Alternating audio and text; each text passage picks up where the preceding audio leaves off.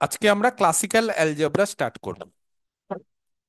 প্রচন্ড ইম্পর্টেন্ট একটা পোর্শন, এবং পিওর ম্যাথমেটিক্স আমাদের, সেই পিওর ম্যাথমেটিক্স এর মধ্যে এই অ্যালজেব্রা আর অ্যানালিসিস, এই দুটো পোর্শন খুব ইম্পর্টেন্ট। আমি অধিকাংশ ছাত্রছাত্রীদের দেখেছি, বা আমি এর আগেও কোনো না কোনো আমি ক্লাসে বলেছি হয়তো, যে অ্যালজেব্রার থেকেও ছাত্রছাত্রীরা অ্যানালিসিসে বেশি ভয় পায় এবং এই পোর্শনটা ছেড়ে দেয়। এবং আরো কিছু ছাত্রছাত্রী দেখেছি যারা অ্যালজেব্রাও বলে, স্যার অ্যাবস্ট্রাক্ট অ্যালজেব্রা, লিনিয়ার বা ক্লাসিক্যাল ঠিক মতো হয়নি বিএসসি তে, বা স্যার কনসেপ্ট ঠিক ক্লিয়ার নেই, ওপর ওপর দিয়ে জানি। চিন্তার কিছু নেই, আমি যেভাবে পড়াবো ভালো করে শুনবে আমার কথাটা। যদি কোনো কোশ্চিন হয় না বুঝতে পারো আমাকে অবশ্যই জিজ্ঞেস করবে। এই পোর্শনটা কিন্তু খুব ইম্পর্টেন্ট একটা পোর্শন। ডাব্লিউবিএসএসসি, ডাব্লিউবি মাদ্রাসা সার্ভিস কমিশন বা পাবলিক সার্ভিস কমিশন, তুমি যে কোনো পরীক্ষায় দাও, বিশেষ করে টিচিং লেভেলে, বা আরেকটা কথা বলে রাখি, যারা হয়তো কেভিএস, এনভিএস, ইএমআরএস মানে সেন্ট্রালের যেগুলো, বা রেলের স্কুল, এই সমস্ত পরীক্ষাতে তাদের ক্ষেত্রেও কিন্তু ক্লাসিক্যাল অ্যালজেব্রা থেকে খুব কোশ্চিন আসে, এবং এই পোর্শনটা কিন্তু তাদের ক্ষেত্রেও ইম্পর্টেন্ট। তারপরে ক্লাসিক্যাল অ্যালজেব্রা এমন একটা পোর্শন যেটা যে কোনো টিচিং লেভেলের পরীক্ষাতে তোমাদের থাকবেই, আর এসএসসি বা মাদ্রাসাতে তো থাকবেই। তো ক্লাসিক্যাল অ্যালজেব্রা টোটাল আমরা এই পোর্শনটাকে চারটে ভাগে ভাগ করি। এই যে টোটাল যে পোর্শনটা আছে ক্লাসিক্যাল অ্যালজেব্রা, সেটাকে আমরা চারটে ভাগে ভাগ করি। কি কি চারটে ভাগ? এক নম্বর ভাগ হচ্ছে কমপ্লেক্স অ্যালজেব্রা। ঠিক আছে? কমপ্লেক্স অ্যালজেব্রা আমার প্রত্যেকটা ক্লাসের, আমি বলে দিই নতুন স্টুডেন্টের জন্য, সমস্ত ক্লাসের রেকর্ডিং থাকবে, কিন্তু চেষ্টা করবে লাইভ করা। লাইভ করার মধ্যে একটা আলাদা এনার্জি থাকে, একটা আলাদা চার্ম পাওয়া যায়, এবং একটা আলাদা পজিটিভিটি পাওয়া যায়। এটা আমি কিন্তু এমনি এমনি বলছি না। এবং লাইভ ক্লাস করলে দিনের দিন পড়াটা হয়ে যায়। না হলে কি হয়, রেকর্ডিং ক্লাস আমি করব বা রেকর্ডিং আমি দেখব, এই জিনিসটা না সবার মধ্যে হয় না। এই যে করব করব করতে করতে একটা অনেক কিছু জমে যায়, একটা পাইল আপ হয়ে যায়, অনেক জমে যায়, এবং জমতে জমতে জমতে লাস্টে পড়াশোনার প্রতি একটা অভ্যেসটা ছুটে যায় এবং ভালো লাগে না, বিরক্ত লাগে। তার ফলে আমার কাছে অনেকে 2-3 মাস কোচিং নেওয়ার পর 5 থেকে 10% স্টুডেন্ট আমি দেখি যে কমে যায়। কেন কমে যায়? কারণ তার এই জিনিসটা, এবং সমস্ত স্যারের কাছে বা সমস্ত জায়গাতেই এটা হয়, যে আর পড়াশোনা করতে চায় না বা ইচ্ছে হয় না। কেন ইচ্ছেটা হয় না? কারণ তারা লাইভ ক্লাস করছে না, বা তারা রেকর্ডিংটা ঠিক মতো দেখছে না। তো তোমাদের কিন্তু বারবার করে বলছি, আমি সমস্ত পোর্শন শেষ করে দেবো, আমি সমস্ত কিছু করিয়ে দিব, কিন্তু রিভিশন তোমাদের দিতে হবে। আর একটু নেগেটিভিটি থেকে দূরে সরবে। নেগেটিভিটি মানে অনেকেই দেখবে এটা বলবে, আর এসএসসি তো আবার কবে হবে কি জানি। এবার হতেই হবে, সুপ্রিম কোর্ট বলে দিয়েছে, এবং সেই অনুসারে তারা প্রসিডিওর স্টার্ট করে দিয়েছে। তার ফলে যখন হবে, তখন ওই বন্ধুই তোমাকে কিন্তু আর বলবে না যে দেখি রে, তোকে তুই যে বলেছিলি হবে না, এবার যে হলো, তখন বলবে কি জানি হয়ে গেল। ওই বন্ধুই দেখবে নিজে ভেতর ভেতর পড়ছে আর তোমাকে ডিমোটিভেট করার চেষ্টা করছে, যে হবে না, ছেড়ে দে, পড়িস না, এই সরকারের সময় কিছু হয় না, এই হয় না। হ্যাঁ অবশ্যই, সেটা অবশ্যই আংশিকভাবে সঠিক, কিন্তু পরীক্ষা তো একসময় হবে, মাদ্রাসা তো একটা হলো, পাবলিক সার্ভিস কমিশনও তো একটা হবে। তো তার ফলে স্কুল সার্ভিস কমিশনও হবে, এবং হিউজ একটা ভ্যাকেন্সি থাকবে। তার ফলে সময়টা কিন্তু নষ্ট করো না। 2-3 মাসে কিন্তু স্কুল সার্ভিস কমিশন বা মাদ্রাসা সার্ভিস কমিশনের প্রিপারেশন নেওয়া যায় না। তোমরা সকলেই জানো, তোমরা যেহেতু সবাই ম্যাথমেটিক্স ব্যাকগ্রাউন্ডের, কিছু জন আছে যারা হয়তো শিক্ষকতার সঙ্গে যুক্ত ছিলে। তো তার ফলে 2-3 মাসের মধ্যে এই জিনিস হয় না, এই জিনিস একটা সময় সাপেক্ষ জিনিস। আমি এই কারণেই তোমাদেরকে বলি যে আমার 9-10 মাস টাইম লাগে সিলেবাস শেষ করতে। এবার পরীক্ষা আগে হলে আমি সেটা আগে শেষ করে দেবো অবশ্যই, সময় এখনো আছে, চিন্তার কিছু নেই। যা পড়াচ্ছি সেগুলো ধীরে ধীরে ধীরে ধীরে রিভিশন দাও, তাড়াহুড়ো করার দরকার নেই, আননেসেসারি এখন। বোঝা গেছে? ক্লাসিক্যাল অ্যালজেব্রা, তার একটা পোর্শন হচ্ছে কমপ্লেক্স অ্যালজেব্রা। যদি বলো স্যার কমপ্লেক্স অ্যালজেব্রার মধ্যে কি কি আছে, আমি একটু ডিটেলসটা বলে দিই। কারণ আমার নিয়মই হচ্ছে, আমি যেই জিনিসটা শুরু করব, সেই জিনিসটা কেন শুরু করছি, তার মধ্যে কি কি আছে, সেটা কি অ্যাপ্লিকেশন, তার কি, এগুলো কিন্তু একটু বলে দেওয়া। তার ফলে রিটেনে আমি জানি না এর কতটা ইম্প্যাক্ট করতে পারে, কিন্তু ইন্টারভিউতে কিন্তু এই ছোট ছোট ছোট ছোট জিনিসগুলো কিন্তু অনেক সময় খুব ফায়দামূলক হয়ে যায়, খুব সুবিধে দেয়। কমপ্লেক্স অ্যালজেব্রার ফার্স্ট হচ্ছে কমপ্লেক্স নাম্বারের ডেফিনেশন একদম। সেই কমপ্লেক্স নাম্বারের ডেফিনেশন, কমপ্লেক্স নাম্বারের বিভিন্ন প্রপার্টিজ। নেক্সট, কমপ্লেক্স নাম্বারের প্রপার্টিজ এর মধ্যে তার কিছু কিছু মডিউলাস আছে, আর্গুমেন্ট আছে, কনজুগেট নাম্বার আছে, এই ধরনের জিনিসপত্রগুলো জানতে হবে। এই হচ্ছে একটা। তাও আমি আলাদাভাবে লিখে দিচ্ছি, মডিউলাস, আর্গুমেন্ট প্রচন্ড ইম্পর্টেন্ট, এখান থেকে কিন্তু খুব কোশ্চিন আসে। নেক্সট যেটা, কিছু complex function, some functions, logarithmic functions, exponential functions, ত্রিকোণমিত্রিক ফাংশন, এগুলো কিন্তু কমপ্লেক্সের ক্ষেত্রে, এবং এগুলো কিন্তু মাদ্রাসাতেও কিছু কোশ্চিন এসেছে আগের বার, যদি দেখবে কোশ্চিনটা তাহলে বুঝতে পারবে। আর কি আছে? আর কিছু ধরনের ইকুয়েশন আছে, সেই ইকুয়েশন গুলো আমরা সলভ করব একদম ইজি চ্যাপ্টার হচ্ছে আমাদের এসএসসি বা পিএসসি বা মাদ্রাসা সার্ভিস কমিশন। কমপ্লেক্সের ইন্টিগ্রেশন বা কমপ্লেক্সের কিছু ডেরিভেটিভ বা কমপ্লেক্সের অ্যানালিসিসটা আমাদের নেই। আমাদের শুধু কমপ্লেক্সের অ্যালজেব্রা আছে, অ্যানালিসিস নেই। মানে কমপ্লেক্সের লিমিট, কমপ্লেক্সের কন্টিনিউটি, ডিফারেন্সিবিলিটি, ইন্টিগ্রেবিলিটি, এই জিনিসগুলো আমাদের নেই। তার ফলে কিন্তু কমপ্লেক্স অ্যালজেব্রা খুব সহজ এবং জাস্ট ক্যালকুলেটিভ জিনিসপত্র, থিওরিটিক্যাল জিনিসপত্র বা পিওর কমপ্লেক্সের কিছু নেই। ওকে, এই চারটে পোর্শন আমরা করব। নেক্সট যেটা আমাদের আছে সেটা হচ্ছে থিওরি অফ ইকুয়েশন, খুব ইম্পর্টেন্ট একটা পোর্শন। এখান থেকে হিউজ নাম্বার অফ কোশ্চিন আসে, একাধিক কোশ্চিন আসতে পারে। Theory of equations, theory of ইকুয়েশনের মধ্যে কি কি আছে আমি একটা সংক্ষেপে বলে দিই। এই জিনিসটা অনেক কিছুই আছে এর মধ্যে। তার মধ্যে সবই আমি করাবো। ইম্পর্টেন্ট কোনটা বা স্যার লেস ইম্পর্টেন্ট কোনটা সেইগুলো আমি জানি না, বা আমি ওই ব্যাপারে আসতে চাই না। আমি কোনো সাজেশন দিই না, কোনো কমন পোর্শন বলে দিই না, আমি সব করাই। তার ফলে সমস্ত সিলেবাস যদি কভার করে না যাও তাহলে কিন্তু কম্পিটিশনে দাঁড়াতে পারবে না।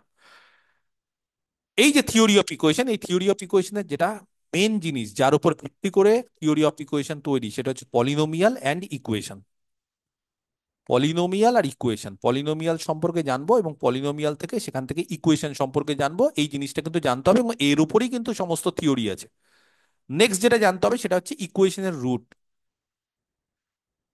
কোয়াড্রেটিক ইকুয়েশন, কিউবিক ইকুয়েশন, এই ধরনের ইকুয়েশনের রুট আমরা পড়েছি। এবার কিন্তু তার থেকেও বেশি ডিগ্রি, মানে ফোর্থ ডিগ্রি, ফিফথ ডিগ্রি, এরকমও কিন্তু ডিগ্রি আসতে পারে। সেগুলো আমরা দেখবো, খুব কঠিন জিনিস না, একদম সহজ জিনিসই।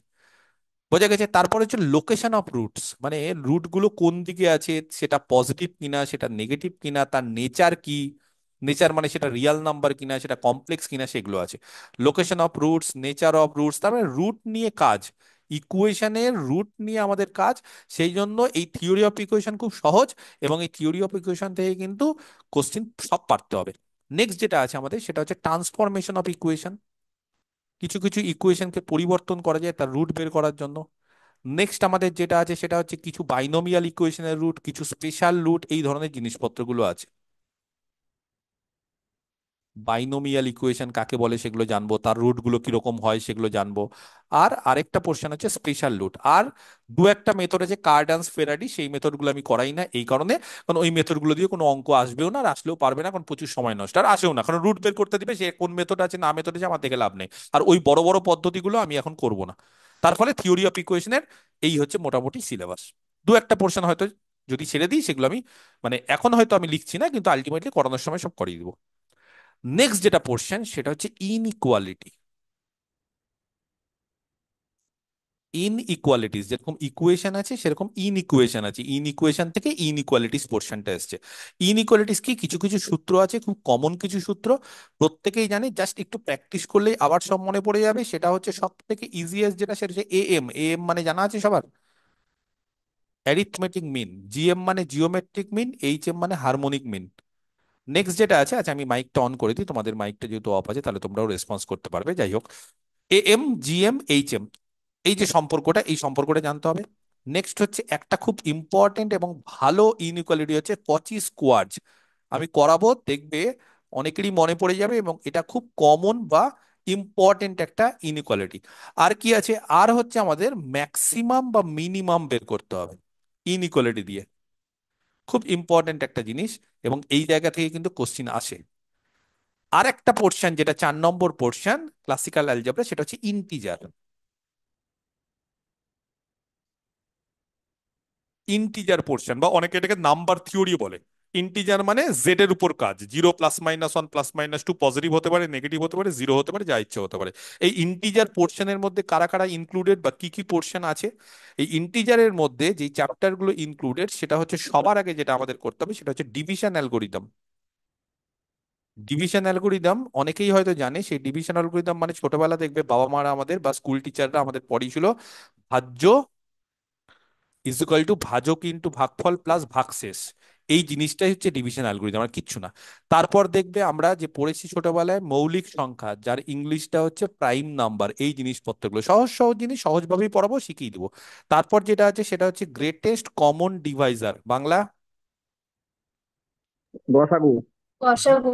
একদম, জিসিডি মানে গসাগু, আর এলসিএম লিস্ট কমন মাল্টিপ্লায়ার, যার বাংলা হচ্ছে লসাগু। তাহলে গসাগু গসাগু। লসাগু, প্রাইম নাম্বার, ডিভিশন অ্যালগোরিদম, কে কাকে ভাগ করছে, ভাগফল কত, ভাগশেষ কত, এই জিনিসগুলো খুব সহজ জিনিস।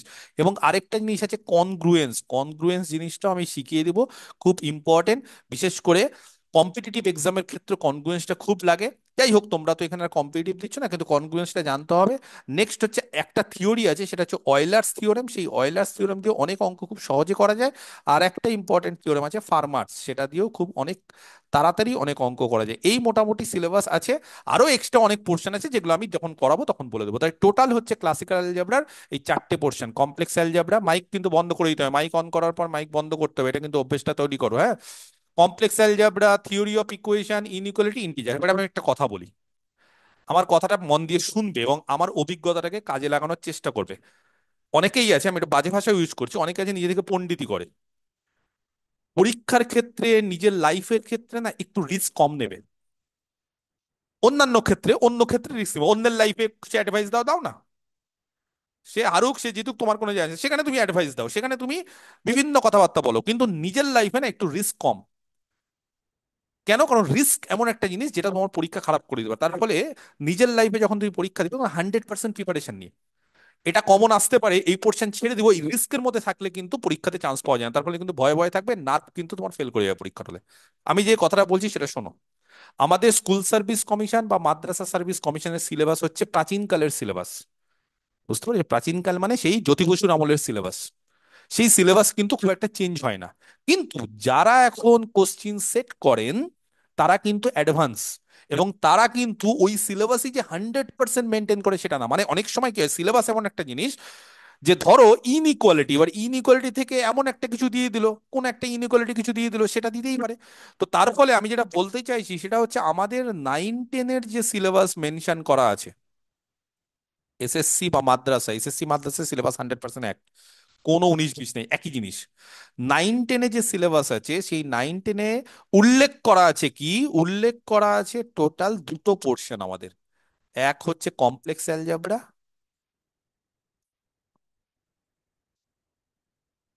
প্লাস থিওরি অফ ইকুয়েশন, এটা 9-10-এ সিলেবাসে উল্লেখ করা আছে।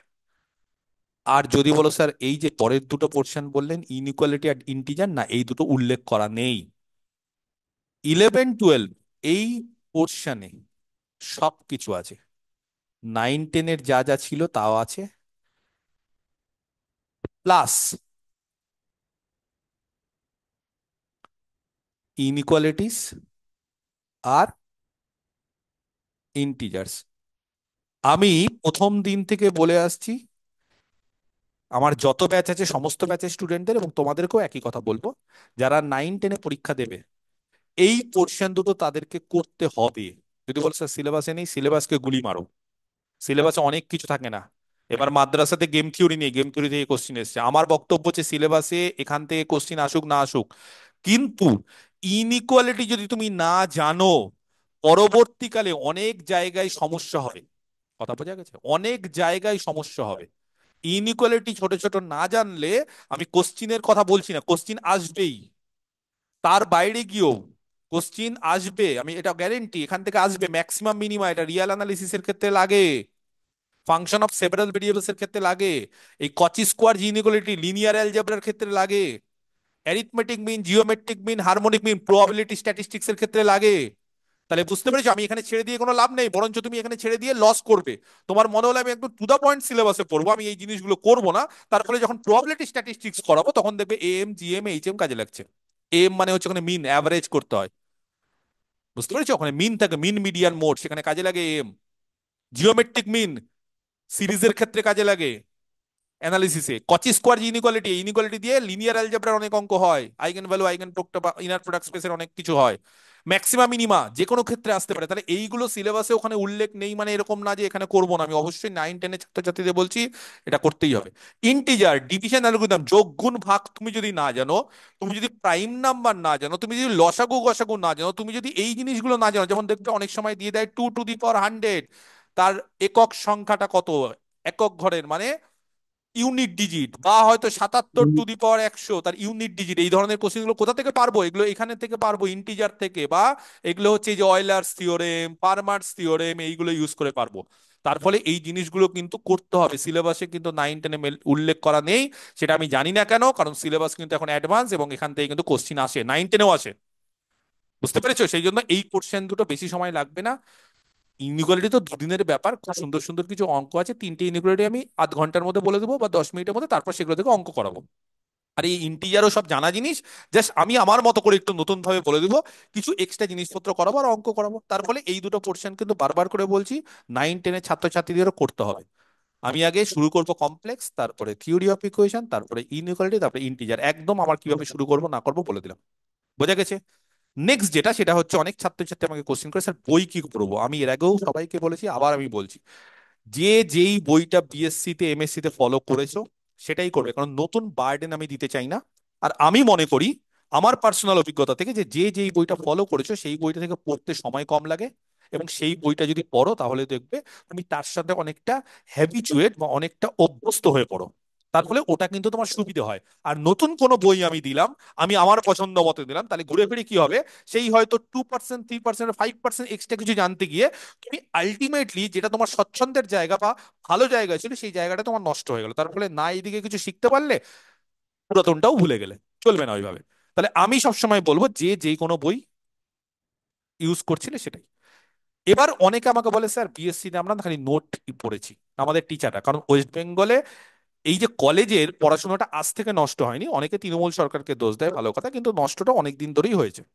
কলেজের টিচাররা অনেকদিন ধরেই স্টুডেন্টদেরকে নষ্ট করেছে, এবং তার ফলে স্টুডেন্টরা বাইরে মার্কেটে টিউশন পড়তে যাচ্ছে, এবং টিউশন পড়তে গিয়ে এমন এমন কিছু প্রাইভেট টিচারের কাছে তারা পড়ছে, খুব নাম করা করা স্যার, যারা কোনো কাজের কাজ না, জাস্ট নোটস দিয়ে ছেড়ে দিচ্ছে। বড় বড় স্যার, বড় বড় নাম করা ক্যালকাটা ইউনিভার্সিটির টিচার, বড় বড় নাম করা বিদ্যাসাগর ইউনিভার্সিটির টিচার, বর্ধমান ইউনিভার্সিটির টিচার আমি দেখেছি।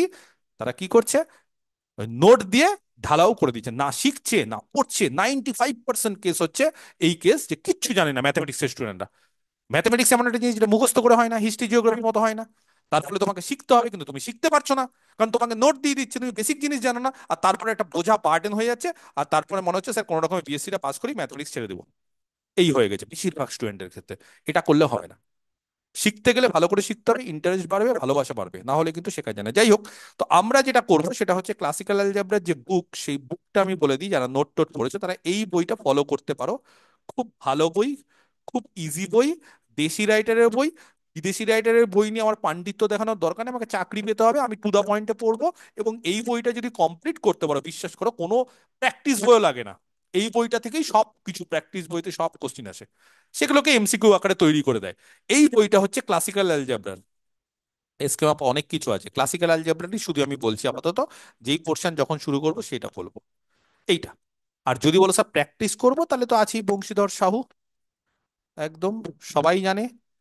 লেটেস্ট এডিশন চেষ্টা করবে কেনার, যদি না থাকে আগের এডিশন কিনলেও কোনো অসুবিধা নেই। আর আরেকটা বই আছে, হ্যাঁ, জানা কর, আরেকজন রাইটার আছে, মানে দুজন। এই বইটা হচ্ছে ফর প্র্যাকটিস। এই হচ্ছে আমাদের সিলেবাস, এই হচ্ছে আমাদের বই। এবং আমরা কিন্তু একটা একটা করে পোর্শন আজকে কমপ্লেক্স থেকে স্টার্ট করব, কমপ্লেক্সের একদম বেসিক থেকে, কারণ আমি কিন্তু বেসিক থেকেই পড়াই। এবং বেসিকে আমি জানি, মানে অনেকে এটা অপছন্দ করতে পারে, স্যার বেসিক থেকে পড়াচ্ছেন, আমরা তো এগুলো অলরেডি জানি। না, আমি জানি যে অনেক স্টুডেন্ট আছে যারা বেসিক থেকে পড়ানোর পর বুঝতে পারে যে আমাদের মধ্যে কিছু গন্ডগোল ছিল, বা কোনো কোনো জায়গায় আমাদের ফল্ট ছিল, সেই ফলগুলো জানতে হবে। সেগুলো কিন্তু অনেকে বুঝতে পারে না, ভাবে যে আমি সব জানি। কিন্তু আমি যখন কিছু কিছু নতুনত্ব জিনিস বলবো, দেখবে অনেক কিছু নতুনত্ব জিনিস যেটা আমরা এমনি ছেড়ে দিই, "ও, ঠিক আছে এটা তো হয়"। কেন হয় আর জানি না, হয় হয়, স্যার বলে দিয়েছে হয়, বা প্রাইভেটে বলে দিয়েছিল হয়, কলেজে বলে দিয়েছিল হয়, বইয়ে বলছো হয়, হয় হয় হয় করে সবার মতো করে আমরা বেরিয়েছি। কিন্তু ওই জায়গাতে শেখার একটা ফাঁক থেকে যায়, সেই জিনিসটা কিন্তু আমাকে শেখাবো, কারণ এগুলো না শিখলে ইন্টারভিউ কিন্তু ক্লিয়ার করতে পারবে না। আমার উদ্দেশ্য হবে রিটেন প্লাস ইন্টারভিউ। আমি রিটেন পাইয়ে দিলাম, তারপরে ইন্টারভিউতে পেলাম না, এর থেকে দুঃখজনক ঘটনা আর কিছু হতে পারে না। সেই জন্য আমরা রিটেনে পড়বো, ইন্টারভিউতে যাব। এবং নিজের মধ্যে কনফিডেন্স রাখো, নিজের মধ্যে পজিটিভ এনার্জি রাখো প্রত্যেকে, এবং পরীক্ষা হলে যাতে এইবারই লাগাতে পারো, মনে মনে সেটা প্রস্তুতিটা নাও। ওকে? কারোর কিছু বলার থাকলে বলো, নাহলে আমি কমপ্লেক্স অ্যালজেব্রা শুরু করে দেবো। কিছু বলার আছে কারোর?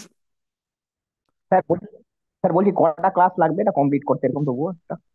এটা কমপ্লিট করতে 10-12টা ক্লাস, 1 মাসের মতো।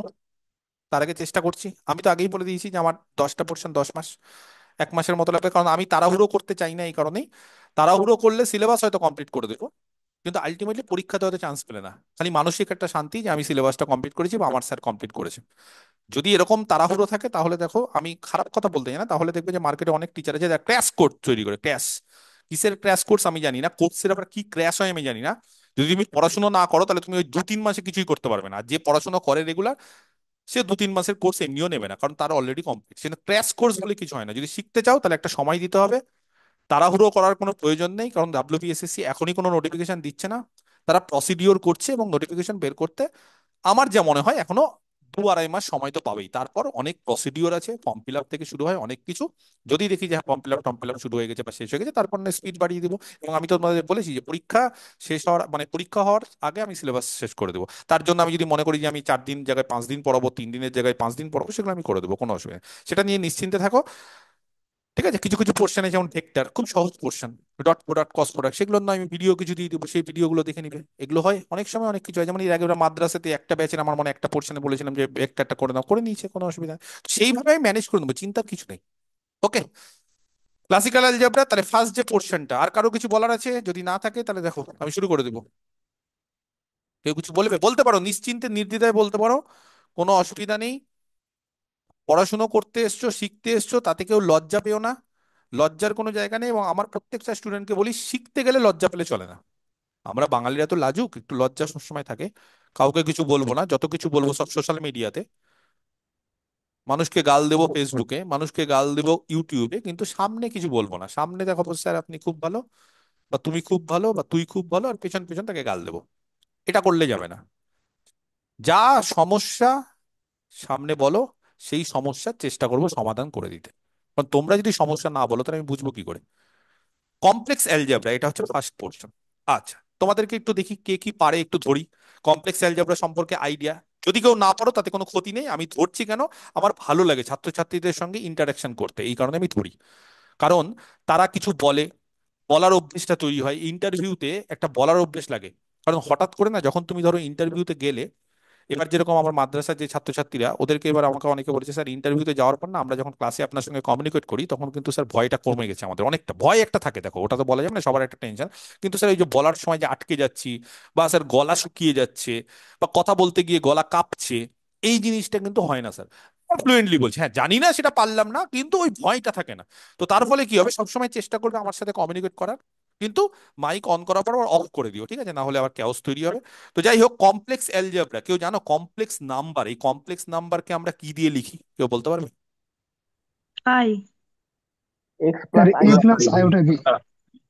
না এল সেটা plus Z X equal to order plus pair. I. হ্যাঁ মানে সবাই ঠিকঠাকই বললে, মোটামুটি ঠিকই বলেছো। তাহলে একটা কমপ্লেক্স নাম্বারকে আমরা নর্মালি জেড দিয়ে লিখি, আমি বলতে চাইছি জেড।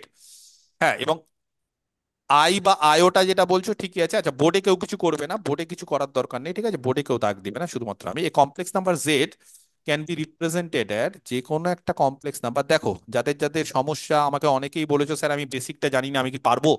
স্যার আমি কিন্তু একদম 5-6 বছর ধরে কিছু পড়াশোনা করিনি, আমি কি পারবো? দেখে নাও আজকে পারো কিনা। আমি প্রথম জিনিস করাচ্ছি, যদি মনে হয় যে পারবো না তাহলে আমাকে বলো স্যার পারবো না। আমার আজ অব্দি কোনো স্টুডেন্ট আমার ক্লাস করার পর বলেনি যে স্যার আপনি এটা বোঝালেন সেটা কিছু বুঝতে পারলাম না, হয়নি, আমার লাইফ হয়নি। আমি বড়াই করেই বলছি, 15 বছরের আমার অভিজ্ঞতা পড়ানোর, আজ অব্দি হয়নি। এবং আমি নন ম্যাথমেটিক্সের স্টুডেন্টদেরকেও অনেক সময় অনেক কিছু বুঝিয়েছি, এবং তারা বলে স্যার এত সুন্দরভাবে আপনি বললেন মনে হচ্ছে ম্যাথমেটিক্স নিতে ইচ্ছা করছে। তো দেখো আজকে বুঝতে পারো কিনা। এবং আমি খুব ভেঙে ভেঙে ভেতর থেকে বলবো, এবং আস্তে আস্তে কিন্তু তারপর কিন্তু আমি আস্তে আস্তে কিন্তু কঠিন জিনিসে যাব। সহজ জিনিস থেকে কিন্তু আস্তে আস্তে কঠিন জিনিসে যাবো, সেটা সহজ করতে করতে কখন যে আমি জাম্প করে কঠিনে চলে যাবো সেই জিনিসটা কিন্তু বুঝতে পারবে না। তার ফলে প্রত্যেকটা জিনিস কিন্তু খুব ভালো করে শুনবে, খুব ভালো করে লক্ষ্য করো, এবং খুব ভালো করে বোঝার চেষ্টা করো। যদি কিছু বুঝতে না পারো আমাকে সঙ্গে সঙ্গে মাইক অন করে কোশ্চেন করবে, স্যার আরেকবার বলুন, স্যার এটা আরেকবার বলুন, বা স্যার এটা এইভাবে বলুন, বা স্যার এটা ওইভাবে হলো হয় কিনা, যেটা যার ইচ্ছে। এই complex number Z can be represented as, বলছে যে কোনো একটা কমপ্লেক্স নাম্বারকে এইভাবে লেখা যায়, Z equal to x plus I Y. যদি বলো স্যার আইটাকে অনেকে আয়োটা বলে, হ্যাঁ, আইও বলতে পারো, আয়োটা বলতে পারো, সেটা ডিপেন্ড করছে। আমি নর্মালি আই বলি, আমি ওইভাবে পড়ে অভ্যস্ত। আমি আয়োটার জায়গায় আই বেশি বেরোয়, কিন্তু তোমরা যদি আয়োটা দিয়ে পড়ো, তুমি আয়োটা দিয়ে বলতে পারো, যার যেটা ইচ্ছে যে যেটা বলে, বলার উপর কারোর কোনো ঠিক ভুল নেই, কারণ মানুষের বিভিন্ন জন বিভিন্ন রকম ভাবে বলতে পারে, ঠিক আছে? যেমন এইটা, আমি জানি না কজন জানো, এটাকে অনেকে জি বলে, জেড কে। সাউথ ইন্ডিয়াতে জেড কে জি বলে, জানি না তোমরা জানো কিনা। এটাকে কি বলে জানো সাউথ ইন্ডিয়াতে? আমরা তো এইচ বলি, কি বলে জানো? কেউ জানো সাউথ জিটা ইন্ডিয়া? তো একটা কিছু বলে মনে হয় না। এটাকে বলে হ্যাজ, এইচটাকে হ্যাজ বলে। এবং আমি যখন সাউথ ইন্ডিয়াতে পড়াশোনা করেছি, আমি তো করেছি, তখন আমার স্যার যখন বলছে হ্যাজ, আমি বলছি, হ্যাজ তো আমরা এরকম জানি।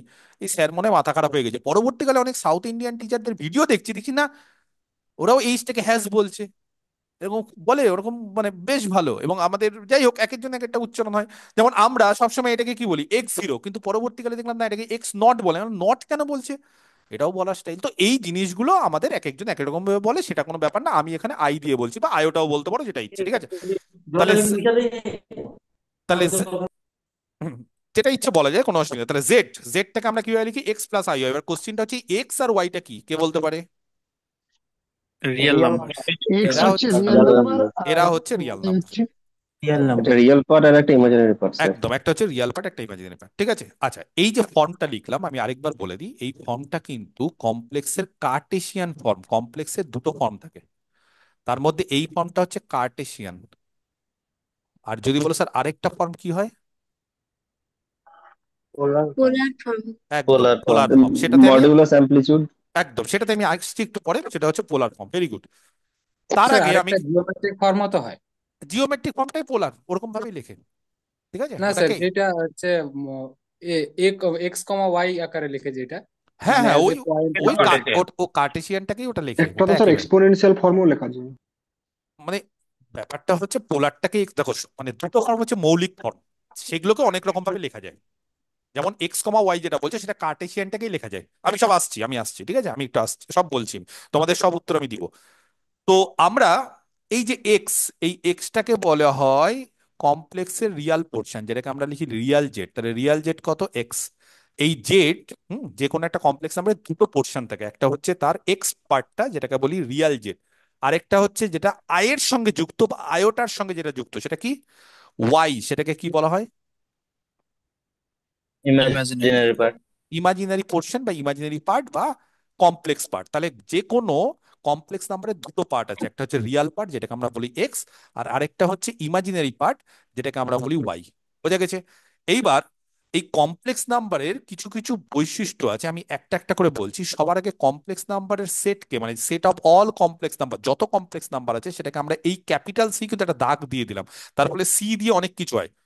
সি দিয়ে কম্প্যাক্ট সেট হয়, সি দিয়ে ক্যান্টর সেট হয়, কিন্তু এই যে দাগটা দিলাম এক্সট্রা, তার মানে বুঝে নিবে স্যার যখনই এই দাগ দেবে, বা বইয়ে যখনই এই দাগ টাগ থাকবে তখনই, বা সিটা যদি বোল্ড লেটারে থাকে, একটু মোটা করে থাকে, তাহলে এই সি মানে কি সবসময় the set of all complex number. Complex number. তার মানে যত কমপ্লেক্স নাম্বার আছে, সমস্ত কমপ্লেক্স নাম্বারের সেট হচ্ছে সি।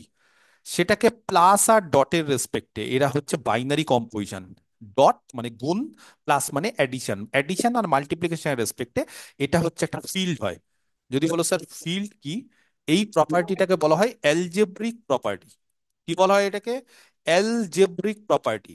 এবং তোমরা হয়তো অনেকেই জানো, যারা জানো না তাদেরকে বলে দিই, এই ফিল্ডের আন্ডারে টোটাল 11খানা কন্ডিশন হয়। এই যে অ্যালজেব্রিক প্রপার্টিজ বা অ্যালজেব্রিক যে প্রপার্টি আছে, এর আন্ডারে টোটাল 11খানা, এই ফিল্ডের আন্ডারে টোটাল 11খানা কন্ডিশন। এবং কমপ্লেক্স নাম্বারের কিন্তু এটা একটা খুব ইম্পর্টেন্ট বৈশিষ্ট্য। যদি বলো স্যার কি কি বৈশিষ্ট্য, একটু বলুন। যদি জেড ওয়ান একটা কমপ্লেক্স নাম্বার হয়, আর জেড টু একটা কমপ্লেক্স নাম্বার হয়, জেড ওয়ান আর জেড টু সি তে বিলং করে, সি তে বিলং করে মানে তারা কমপ্লেক্স নাম্বার, তাহলে বলছে z one plus Z two, এ বলতে পারে দুটো কমপ্লেক্স নাম্বারের যোগফল কি হয়? কমপ্লেক্সই কমপ্লেক্স হবে। নাম্বার। কমপ্লেক্স। এবং যারা গ্রুপ থিওরি বা অ্যাবস্ট্রাক্ট অ্যালজেব্রা জানো, তারা এটা বুঝতে পারছো যে এটা কোন প্রপার্টি। ক্লোজার। ক্লোজার। ক্লোজার বলে একটা প্রপার্টি আছে, ইয়েস সেটা। যাই হোক, আমি প্রপার্টি গুলো এখন আর লেখাচ্ছি না, কারণ ওটা যখন আমি অ্যালজেব্রা পড়াবো অ্যাবস্ট্রাক্ট, তখন সব বুঝে যাবে।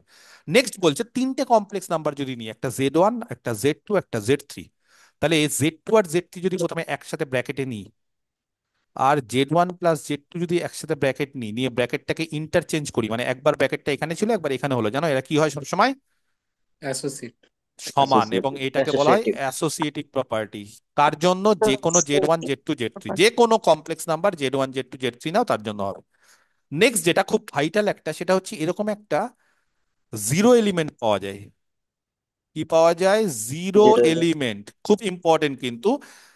এবং জিরো এলিমেন্টটাকে অনেক সময় আমরা অ্যাডিটিভ আইডেন্টিটি বলি, মানে অ্যাডিশনের রেসপেক্টে আইডেন্টিটি বা প্লাসের রেসপেক্টে আইডেন্টিটি, সেটাকে আমরা ধরি জিরো। যদি বলো স্যার জিরোটা কি, জিরো হচ্ছে দুভাগে বিভক্ত, zero plus I I zero. Into zero, মানে যদি কমপ্লেক্স নাম্বার এটাকে করো তাহলে zero into zero plus I into zero. সেইটা অবশ্যই সি তে থাকবে। এবং সবাইকে বলে রাখি, জেড যে কোনো কমপ্লেক্স নাম্বার, যে কোনো, তার সাথে যদি আমরা কোনোদিন জিরো যোগ করি তাহলে কি পাওয়া যায় জানো? জেড। জেড পাওয়া যাবে। জেড পাওয়া যাবে। তাহলে জিরো হচ্ছে একটা কমপ্লেক্স নাম্বার, এবং জিরোর সাথে যে কোনো কমপ্লেক্স নাম্বারকে যোগ করে সেটাই পাওয়া যাবে। সবার জানা জিনিস, এগুলো বেসিক জিনিস, আমি সেখান থেকে শুরু করছি একদম। তারপরে বলতে পারবো না স্যার আপনি প্রথমে জিনিসপত্র বললেন না।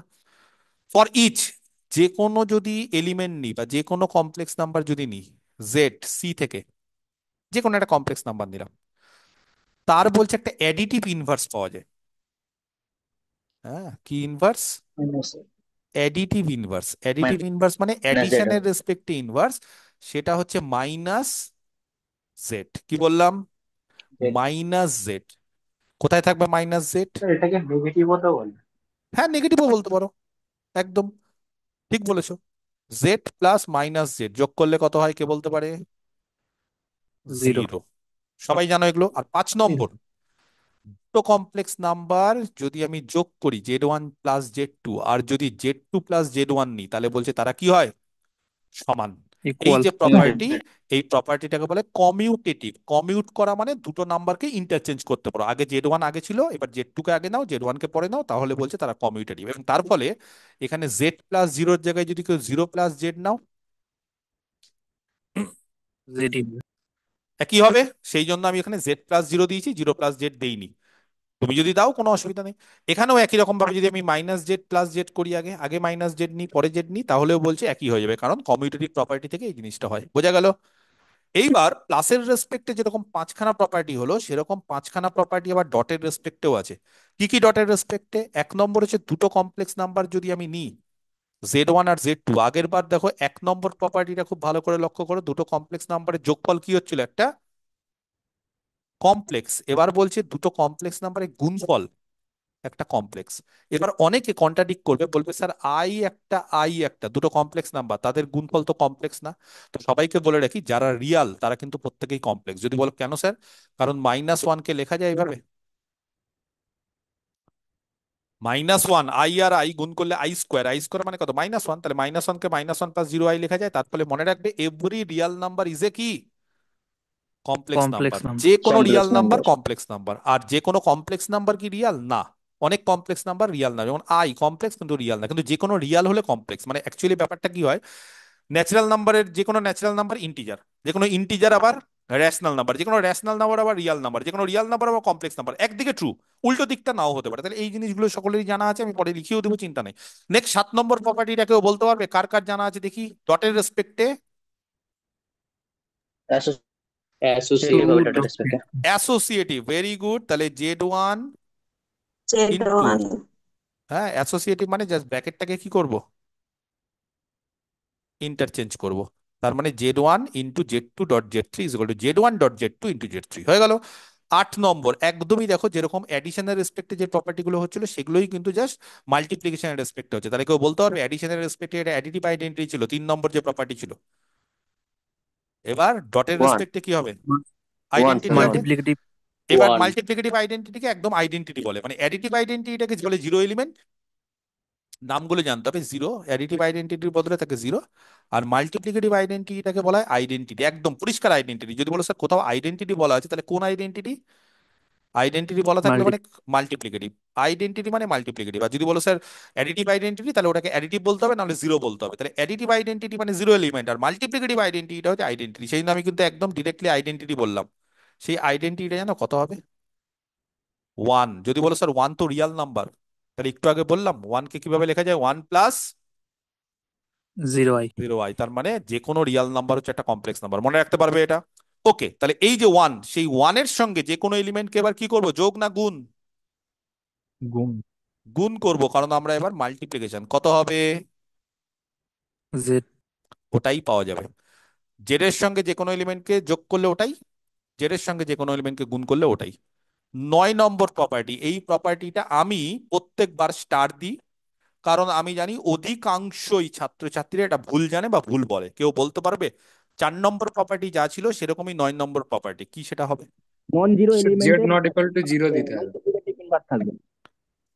ঠিক নন বলছে। জিরো এলিমেন্ট হতে হবে। এখানে ছিল ফর ইচ এলিমেন্ট, প্রত্যেকটা এলিমেন্টের একটা করে অ্যাডিটিভ ইনভার্স থাকবে, কিন্তু এইবার ডটের রেসপেক্টে ফর ইচ না, জিরো জিরো ফর বাদ নন জিরো দিয়েছে। Each non zero. এই জিনিসটা কিন্তু ডেফিনেশনের মধ্যেই। কেন? কারণ জিরোর কোনোদিন ইনভার্স ইনভার্স পাবো থাকে না। না, ডটের রেসপেক্টে থাকে না, ফর ইচ নন জিরো। এবং এই জিনিসটা কিন্তু ইন্টারভিউতে বিশেষ করে ধরে যে আচ্ছা বলো তো সবার কি ইনভার্স থাকবে, বলবে হ্যাঁ স্যার সবার থাকবে। একটা ফিল্ডের ক্ষেত্রে কি সবার ইনভার্স থাকে? না। কার ইনভার্স থাকে না? জিরোর ইনভার্স থাকে না। যে কোনো নন জিরো এলিমেন্ট যদি নিই, নন জিরো নিতে হবে, তাহলে তার অবশ্যই ইনভার্স থাকবে। এটা কিন্তু ডেফিনেশনের মধ্যেই। গ্রুপের কিন্তু কিন্তু এটা নেই। যদি গ্রুপ থিওরি পড়ো তাহলে গ্রুপের ক্ষেত্রে কিন্তু যে কোনো এলিমেন্টে ইনভার্স থাকতে হবে, কিন্তু ফিল্ডের ক্ষেত্রে যে কোনো নন জিরো এলিমেন্টের একটা ইনভার্স থাকতে হবে। ঠিক আছে, ইনভার্সের কাজ কি কে বলতে পারে? For each non zero element Z there exist such that, না দেয়ার এক্সিস্ট, কে বলতে পারে? Additive Z into inverse. Z inverse equal to additive inverse হয় মাইনাস জেড, আর মাল্টিপ্লিকেটিভ ইনভার্স মানে এমনি যে ইনভার্সটা ওয়ান সেটা কি বাই হয়? জেড হবে। 1/z। একদম, there exist an inverse element, সেটাকে আমরা জেড ইনভার্স বা 1/z, যেটা ইচ্ছা বলতে পারো। সব কিছুই ঠিক, কোনো অসুবিধা নেই। সাজ দ্যাট, কেউ বলতে পারবে ইনভার্সের কাজ কি যে কোনো এলিমেন্টের সঙ্গে? আইডেন্টিটি গুণ এলিমেন্ট আসবে করলে গুণ one তার করলে। গুণ জেড করলে z inverse is equal to 1। Identity, one one identity. আর 10 নম্বর যে প্রপার্টি সেটা হচ্ছে Z1 into Z2 is commutative. Equal to Z2 into Z1। একদম, 5-এর জায়গায় 10। 5টা হচ্ছে কি ছিল? প্লাসের রেসপেক্টে কমিউটেটিভ, 10 হচ্ছে ডটের রেসপেক্টে। তাহলে 5, প্রথম 5টা যদি জেনে যাও, জাস্ট প্রথম 5টা হচ্ছে প্লাসের রেসপেক্টে, আর লাস্ট 5টা কি? ডটের রেসপেক্টে। খালি চেঞ্জেস কি আছে? এই 9 নম্বরটা চেঞ্জেস। কেন? কারণ 9 নম্বরটার ক্ষেত্রে নন জিরো এলিমেন্টের ইনভার্স থাকতে হবে। আর এই 10টা ছাড়া আরেকটা কন্ডিশন থাকে যেখানে প্লাস আর ডট দুটোই ইনভলভ থাকে। কেউ বলতে পারবে সেটাকে কি বলা হয়? Distributive property. Very good, distribute. Distributive property. সেটা 11 নম্বর দিলাম। সেটা কি? সেটা বলছে প্লাস আর ডট দুটোই থাকে। Z1 dot Z2 plus Z3 is equal two Z1 into Z2 plus Z1 into Z3। যারা ব্যাচ 7-এ আছো তারা বুলিয়ান অ্যালজেব্রা যখন তোমাদের পড়িয়েছিলাম কদিন আগে, তখন দেখেছিলে একটা ডিস্ট্রিবিউটিভ ছিল, ওই একই জিনিস। বোঝা গেছে? তাহলে এই 11খানা প্রপার্টি যদি স্যাটিসফাই করে তাহলে তাকে আমরা ফিল্ড বলি, এবং কমপ্লেক্স নাম্বার বলছে একটা ফিল্ড, এবং তার ফলে কমপ্লেক্স নাম্বারের কিন্তু এই 11টা প্রপার্টি স্যাটিসফাই হয়। বোঝা গেছে? এইবার যে কোনো রিয়াল নাম্বারকে যদি আমি আঁকি না, আঁকা ধরো স্টার্ট করছি, আঁকছি, তো বলছে রিয়াল নাম্বার হয় ওয়ান ডাইমেনশন। কত ডাইমেনশন? ওয়ান। ওয়ান ডাইমেনশন মানে আমি বললাম আজকে আচ্ছা 2-এর ছবি আঁকো, তো বলবে স্যার 2-এর ছবি আঁকবো, দেখবেন ক্লাস 6-এর অ্যালজেব্রা এইভাবেই করেছি। এই যে নিলাম আমরা, এটা একটা অ্যাক্সিস, যে কোনো একটা অ্যাক্সিস, এটাকে আমরা রিয়াল নাম্বার বলছি। এখানে স্যার মাঝখানে আমি একটা দাগ দিয়ে দিচ্ছি, এটাকে আমি জিরো বলছি। তারপরে এখানে আমি আমার ইচ্ছে মতো 1 2 3 আঁকছি। যদি আপনি নেগেটিভ দিন তার জন্য আমি 1 - 1 -2 3 -3। এবার আপনি কত বললেন? 2 বললেন, আমি 2টা এঁকে নিলাম। তার জন্য কি আমার আরো কোনো লাইন লাগছে না? এই লাইনের উপরই 2 থাকছে। তাহলে একটা লাইনের উপর যেহেতু 2 থাকছে, তাহলে রিয়াল নাম্বারকে বলা হয় ওয়ান ডাইমেনশনাল। তুমি যদি বলো স্যার 2.5 দিলে কি করবো? 2 আর 3-এর মাঝখানে নিয়ে নাও। বা তুমি স্কেলিং করতে পারো, যেহেতু খুব খিচিমিচি খিচিমিচি হবে বলে আমরা এত স্কেলিং করি না। যদি বলো স্যার 3.1 হবে, তাহলে 3.1 মানে 3 আর 4, তার মাঝখানে ভাগটাকে 10 ভাগে ভাগ করো, নিয়ে তার 1 ভাগ নাও। তাহলে এইভাবে রিয়াল নাম্বারকে আঁকতে গেলে আমার একটা লাইন লাগে বলে একটা ডাইমেনশন লাগে, একটা অ্যাক্সিস লাগে। কিন্তু যদি আমি কাউকে বলি কমপ্লেক্স নাম্বারকে আঁকো, ধরো 2 + 3i, কমপ্লেক্স নাম্বারকে, এমনি কমপ্লেক্স নাম্বার ওভার কমপ্লেক্সে ফিল্ডের ব্যাপার আছে, আমি এখনো ফিল্ডে আলোচনা করতে চাইছি না। কিন্তু অ্যাবস্ট্রাক্ট অ্যালজেব্রা যদি কেউ পড়ে থাকো, তাহলে কমপ্লেক্স ওভার কমপ্লেক্স বা লিনিয়ার অ্যালজেব্রা যদি কেউ পড়ে থাকো, কমপ্লেক্স ওভার কমপ্লেক্স হচ্ছে ওয়ান ডাইমেনশন। কিন্তু আমরা কমপ্লেক্সকে ওয়ান ডাইমেনশনে আঁকতে পারি না। আমরা এই স্কেলটা কমপ্লেক্স নিই না, আমরা স্কেলটা কি নিই সবসময়? যে ছবিটা নিচ্ছি সেটা হচ্ছে রিয়াল। তার ফলে আমরা যখন কমপ্লেক্সকে ছবি আঁকতে যাব তখন আমরা ওভার আর নিই। কি নিই? ওভার আর, মানে কমপ্লেক্সকে আর এর উপর, রিয়ালের উপর আঁকার চেষ্টা করি। এবং তার ফলে অনেকেই হয়তো জানো যে একটা কমপ্লেক্স নাম্বারকে যদি আমি রিয়ালের উপর আঁকি, তাহলে আমার একটা ডাইমেনশনে হয় না। কটা ডাইমেনশন লাগে জানো? দুটো। দুটো। দুটো ডাইমেনশন থাকে। ইয়েস, দুটো ডাইমেনশন। সেই কারণে কমপ্লেক্স নাম্বারকে আঁকতে গেলে দুটো ডাইমেনশন। আর যদি বলো স্যার দুটো ডাইমেনশন কি এর আগে পড়েছি? 2D, তার ফলে প্লেন ভেক্টর। কমপ্লেক্স, বুঝতে পারলি, 2D দুটো ডাইমেনশন, তাহলে দুটো ডাইমেনশন মানে কি, একটা হচ্ছে এক্স অ্যাক্সিস, ওয়াই অ্যাক্সিস। একটা ওয়াই অ্যাক্সিস। তবে কমপ্লেক্সের ক্ষেত্রে আমরা এক্স আর ওয়াই কিন্তু নাম, শোনো, কেউ যদি মনে করে যে এক্স আর ওয়াই এর জায়গায় x1 আর x2 দেবো, করনি ছোটবেলায়? কেউ যদি বলে করে স্যার এক্স আর x1 আর x2 দেবো না, আমি এক্স আর এফ এক্স দিব, মনে পড়ছে কোনো ফাংশন আঁকতে গেলে এইভাবে করি? দেখো এইটা নাম ছোটবেলা থেকে এক্স ওয়াই দিয়ে আসে। তুমি যদি মনে করো আজকে এক্স ওয়াই দিব না, পিকিউ দেবো, পিকিউ দাও, কিন্তু কোনো বই পাবে না পিকিউ দিয়ে, একটা ইউনিফর্ম হয়তো বই লেখা হয়, সেই কারণে আমরা এক্স আর ওয়াই দিই। তিনটে ডাইমেনশনালি এক্স ওয়াই জেড দিই, বা অনেক সময় x1 x2 x3 দিই। তো মোদ্দা কথা হচ্ছে দুটো আমার ডাইমেনশন দরকার, তাকে তুমি যা ইচ্ছে নাম দাও। এই ডাইমেনশন গুলো হচ্ছে একটা করে অ্যাক্সিস, এবং এই অ্যাক্সিস গুলো হচ্ছে Real number system. Real number system মানে এই দুটো অ্যাক্সিস যেখানে ইন্টারসেক্ট করবে সেটাকে বলি অরিজিন, 0 0। তারপরে এখানে 1 2 3 4 এইভাবে চলবে, এখানে মাইনাস, এইদিকে প্লাস এইদিকে মাইনাস, এটা ওয়াই অ্যাক্সিস বলে, এইদিকে প্লাস এইদিকে মাইনাস, এখানে এক্স অ্যাক্সিস, এইভাবেই চলে। এবার আমরা কি করব, আমরা রিয়াল নাম্বারের ক্ষেত্রে যেরকম ভাবে 2Dর ক্ষেত্রে এক্স অ্যাক্সিস ওয়াই অ্যাক্সিস দিতাম, এই ক্ষেত্রে আমরা, এটাও কিন্তু আর, কিন্তু এই আরটাকে কি বলবো বলো? Real Axis, real. Real Z. তারপরে রিয়াল জেডটা কি, আমাদের রিয়াল জেড মানে কত? এক্স।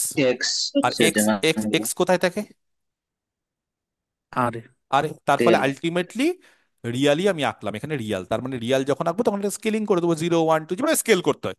এবং একই রকম ভাবে এটাকে ওয়াই অ্যাক্সিস না বলে আমরা একটা নতুন নামকরণ করি, সেটা কি, ইমাজিনারি জেড অ্যাক্সিস। তার মানে এটা কোন পার্টটা? ইমাজিনারি এটা ইমাজিনারি জেড মানে ওয়াই পার্টটা, আলটিমেটলি ঘুরে ফিরে একই পার্ট, খালি ওয়াই পার্ট। নামকরণটা চেঞ্জ হয়।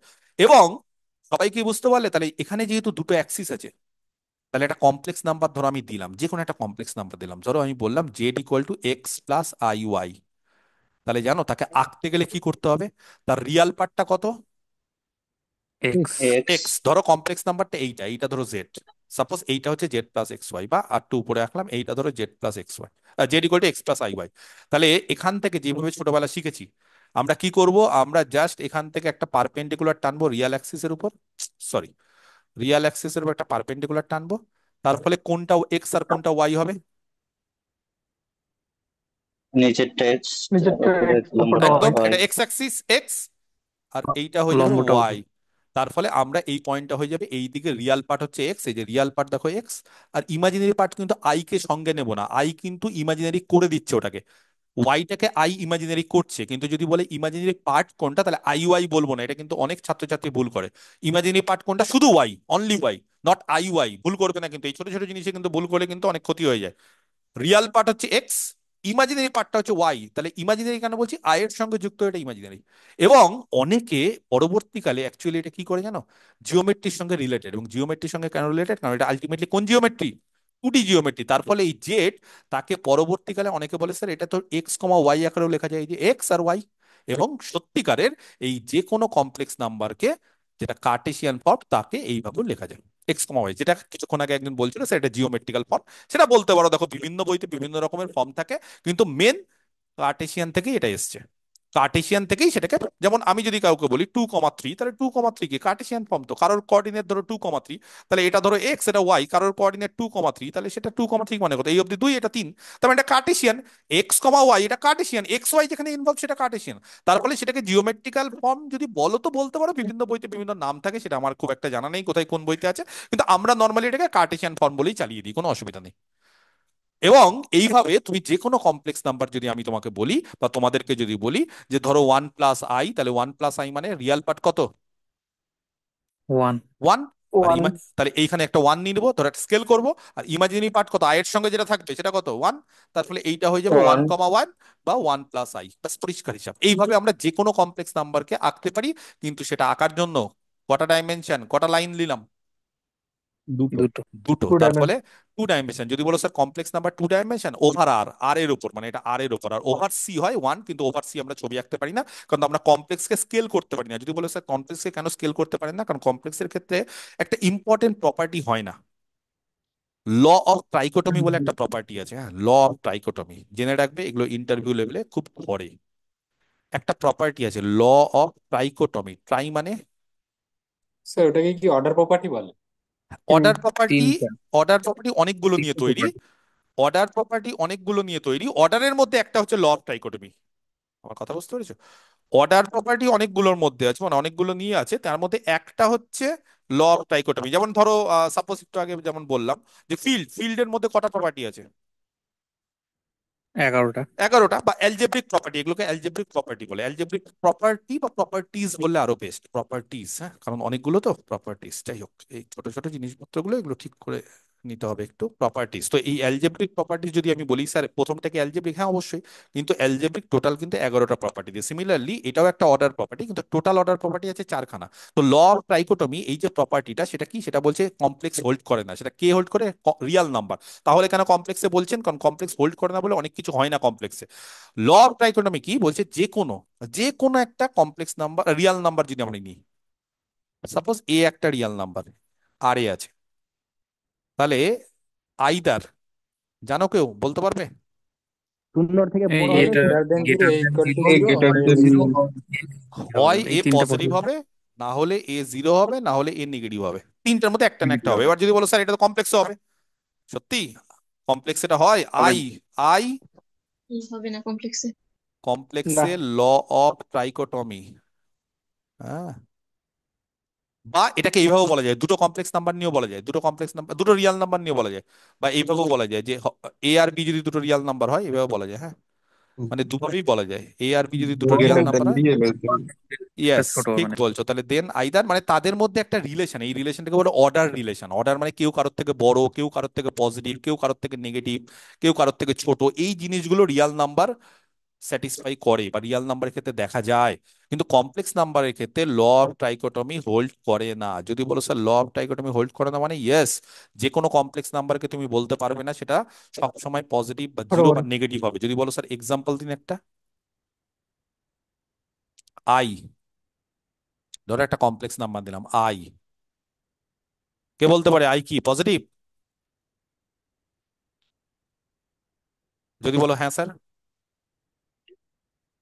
যদি পজিটিভ বলো, কে বলতে পারে? গুণফলও পজিটিভ হওয়া উচিত। দুটো পজিটিভ পজিটিভ, না স্যার। হ্যাঁ ধরো আইটা পজিটিভ, তাহলে আইওটা পজিটিভ, তাহলে দুটো পজিটিভের গুণফল কি হয়? পজিটিভ হওয়া উচিত। পজিটিভ। পজিটিভ হওয়া পজিটিভ হবে। উচিত। দুটো পজিটিভের গুণফল পজিটিভ হওয়া উচিত, ছোটবেলা থেকে জেনে এসেছি পজিটিভ পজিটিভ। কিন্তু আই আর আই বা আয়োটা আয়োটা মাইনাস -1। ওয়ান, এটা কি পজিটিভ হচ্ছে? না। ইম্পসিবল। তার ফলে আমরা যেটা ধরেছি সেটা ভুল। তার ফলে আমরা কি ধরেছি? আই পজিটিভ না। এবার যদি বলো ঠিক আছে স্যার মেনে নিলাম আই পজিটিভ না, আই তাহলে নেগেটিভ হবে অবশ্যই। সত্যি কি আই নেগেটিভ হয়? ধরো আই নেগেটিভ না। ধরলাম, না বলছে। কেন না বলছো? কারণ দুটো নেগেটিভ নাম্বারের আই গুণফল, স্কোয়ার নেগেটিভ, তো পজিটিভ হবে। নেগেটিভ দুটো হতো না তাহলে নেগেটিভের পজিটিভ গুণফল, হয়। দুটো নেগেটিভের গুণফল পজিটিভ, ভেরি গুড। তাহলে আই স্কোয়ার কি হতে হবে? পজিটিভ হতে হবে। আই স্কোয়ার মানে -1, -1 কি পজিটিভ না? এটাও ইম্পসিবল। তার মানে আইটাও কিন্তু নেগেটিভ না। এবার যদি বলো স্যার পজিটিভ নেগেটিভ হলো না, তার মানে জিরো হবে। আই কোনোদিন যদি হয়, যদি বলো না স্যার জিরো হয় না, কিন্তু পরীক্ষা করে দেখাও বা প্রমাণ করে দেখাও, তাহলে আইটাকে আমরা জিরো ধরি। দেখো এই ছোট ছোট জিনিসগুলো আমরা জানি যে আই কোনোদিন জিরো হয় না, কিন্তু আমাকে যদি কেউ বলে যে আই জিরো হয় না কেন বলো, তাহলে বলবে স্যার জিরো আর জিরো গুণ করলে কত হয়? জিরো হওয়ার কথা। জিরো হওয়ার কথা, কিন্তু -1 সেটা কি জিরো? তাহলে এর ফলে না আই পজিটিভ, না আই নেগেটিভ, না আই জিরো। তাহলে আই এটাও না, আই এখানে নেগেটিভও না, আই জিরো না। তার ফলে আই কিচ্ছু না। তাহলে আই কে যদি আমি বলি ছবি আঁকো, এই নাও এটা হচ্ছে জিরো, এটা পজিটিভ, এটা নেগেটিভ, কোথায় আঁকবে ছবি আই কে? একে দেখাও, পারবে আঁকতে? জিরোর এই পাশে আঁকতে পারবে না, জিরোর এই পাশে আঁকতে পারবে না, এই পাশে আঁকলে পজিটিভ হয়ে যাবে, এই পাশে আসলে নেগেটিভ হয়ে যাবে, এখানেও আঁকতে পারে না, তাহলে হাত পা বাঁধা। তার ফলে আমরা কমপ্লেক্সে স্কেল করতে পারি না। কেন করতে পারি না? কারণ কমপ্লেক্সের ক্ষেত্রে পজিটিভ নেগেটিভ থাকে না। সেই জন্য আমরা কি করি? রিয়ালের স্কেল করি, এই যে রিয়াল। তার ফলে আমাদের একটা অ্যাক্সিস বাড়াতে হয়, ডাইমেনশন বাড়াতে হয়, একটু কষ্ট হয়। ডাইমেনশন বাড়ানো মানে জিনিসটা কঠিন, কিন্তু কিছু করার নেই, উপায় না থাকলে আমরা অনেক সময় কঠিন জিনিসের সাহায্য নিই, করতে তো হবে। তার ফলে একটু কঠিন জিনিসের সাহায্য নিই, একটু ডাইমেনশন বেড়ে যায়, কিন্তু কমপ্লেক্সের স্কেল আমরা আঁকতে পারি না। কমপ্লেক্সের ক্ষেত্রে অর্ডার প্রপার্টি থাকে না। অনেক সময় ডিকশনারি অর্ডার বলে একটা অর্ডার আছে, সেটা আলাদা ব্যাপার, সেগুলো আমি নিয়ে আলোচনা করছি না। সেগুলো অনেক সময় থাকতে পারে। ওকে, ক্লিয়ার? তাহলে বোঝা গেছে। তাহলে যারা বললে এই যে স্যার জিওমেট্রিক্যাল ফর্মটা, এটা আলটিমেটলি এই ফর্মটাকে এইভাবে লেখা হয়, সেই না আলাদাভাবে কিছু বললাম না। নেক্সট, কমপ্লেক্সের আরো কিছু জিনিসপত্র জানতে হবে। কি জিনিস? Conjugate of a complex number, সকলেই জানো, একদম বেসিক জিনিস। সেই জিনিসটাও আমি বলে দিই। স্যার স্যার বলো, বলছিলাম, হ্যাঁ হ্যাঁ হ্যাঁ হ্যাঁ। অন্য যে অর্ডার প্রপার্টি গুলো সেগুলো কি কি স্যার? আর যে চারটে বললেন, মানে ও, আর তিন। সেইগুলো হচ্ছে একটা হচ্ছে এ যদি বি এর থেকে ছোট হয়, বি যদি সি এর থেকে ছোট হয়, তাহলে এ সি এর থেকে ছোট। হুম, সহজ সহজ জিনিস একদম, ঠিক আছে, এটা একটা। একটা হয় বলো এ যদি বি এর থেকে ছোট হয় আর সি যদি পজিটিভ হয়, তাহলে বলো দেখি। AC less than BC. AC less than BC. আরেকটা হয় এ যদি বি এর থেকে ছোট হয়, তাহলে A plus C less than. B plus C. এই হচ্ছে জিনিস, ঠিক আছে। এই হচ্ছে স্যার এই তিনটে। প্রপার্টি গুলোর নামগুলো একটু বলে দিন। এগুলোর নাম কি কি বলে জানো, এই মহা মুশকিল এগুলোর নাম। এগুলো বিভিন্ন জায়গায় বিভিন্ন থাকে। এগুলোর আচ্ছা নাম স্যার। আমি জানি না, এগুলোর নাম আমি জানি না, সত্যি জানি না, মানে আচ্ছা স্যার, আগের পেজটাই যাবেন। হুম, এগুলোর নাম বিশ্বাস করে আমি জানি না। আচ্ছা, আপনি এখানে একটা বললেন যে যে যে কোনো মানে 2D প্লেনে যদি এক্স ওয়াই প্লেনে যে কোনো স্যার একটা এগুলো অ্যাকচুয়ালি এলিমেন্ট। ইনইকুয়ালিটির প্রপার্টি। হ্যাঁ, ইনইকুয়ালিটির প্রপার্টি এগুলো, ওখান থেকে অর্ডার প্রপার্টি মানে ইনইকুয়ালিটি বললাম। অর্ডার মানেই হচ্ছে sign less than greater than, তার মানে ইনইকুয়ালিটি। অর্ডার মানেই মানে বলে নিব, অর্ডার মানেই হচ্ছে অ্যালজেব্রিক, মানে হচ্ছে তার কমিউট, ক্লোজার, অ্যাসোসিয়েটিভ, এগুলো হচ্ছে অ্যালজেব্রিক। আর এই প্রপার্টি হচ্ছে অর্ডার প্রপার্টি। কমপ্লেক্স কিন্তু অর্ডার প্রপার্টি স্যাটিসফাই করে না সবকিছু, হ্যাঁ, সেই নাম অর্ডার প্রপার্টি লিখলাম না আমি। রিয়াল করে, অন্যান্য কিছু করে, কিন্তু এটা করে না। তো আমরা অর্ডার মানেই বুঝবেন লেস দেন গ্রেটার দেন, এই হচ্ছে ব্যাপার, কারোর থেকে বড় কারোর থেকে ছোট এটা। হ্যাঁ সায়ক কি বলছিলে বলো কমপ্লেক্স প্লেনের ক্ষেত্রে। স্যার পেজটা করে দিয়ে যাবেন। হ্যাঁ হ্যাঁ। হ্যাঁ স্যার, আপনি যেটা বলেন যে কোনো যদি প্লেনে যদি একটা যে কোনো এলিমেন্ট ধরুন X comma Y order pair, yes. That can be express X plus I to complex number. হ্যাঁ তার মানে স্যার আর টু যে সেটটা, that is subset of C. হ্যাঁ। ইয়ে আইসোমরফিজম। কনভার্স টু স্যার হ্যাঁ isomorphism sir actually sir set theoretically isomorphism হবে তাহলে। দেখো কারণ মানে তো স্যার আর এইটা টু তো এইটা ফিল্ড হচ্ছে, নয় দেখো স্যার। দেখো তো, এটা হচ্ছে আইসোমরফিজম বলাটা ঠিক ভুল, এটা হচ্ছে হোমিওমরফিজমের ব্যাপার আছে একটা, টপোলজিক্যাল হ্যাঁ, বৈশিষ্ট্য হোমিওমরফিজম। থেকে, হ্যাঁ টপোলজিক্যাল, হ্যাঁ। কিন্তু স্যার এখানে আপনি যে প্রোডাক্টটা যেটা করেছেন, এটা কি স্যার প্রোডাক্টটা তো আলটিমেটলি যেটা sir X 1 X 2 minus Y 1 Y 2 comma X 1 Y 2 hmm plus hmm Y hmm 1 X 2, hmm এই হুম প্রোডাক্টটা যেটা করেছেন তো। হুম হুম হুম হুম। আচ্ছা না, কারণ স্যার আর 2 তো স্যার ফিল্ড নয়, তখন তো স্যার যদি আমরা কম্পোনেন্ট ওয়াইজ প্রোডাক্ট করি তখন তো স্যার এটা হবে না, না মানে। কারণ আর 2 অ্যাকচুয়ালি তো সেট থিওরিটিক্যালি যদি বলি স্যার, না সি এর সাথে ইকুয়াল। দেখো দেখো দেখো, ওইটা না, মানে ওটা তখন হচ্ছে ভেক্টর স্পেসে চলে যেতে হয়। কথা বুঝতে পারছো, তখন ভেক্টর স্পেসে চলে যেতে হয়। মানে আর টুর সঙ্গে সি তে বা কোন স্পেসে তুমি যেতে চাইছো, আর টু কিন্তু ভেক্টর স্পেস হয়, ঠিক আছে, আর টু অনেক ওভার কিছু আর হয়। সি, সি ওভার হ্যাঁ আর না আমি বলতে চাইছি। না, আর টু ওভার আর বলছি আমি, সি বলছি না।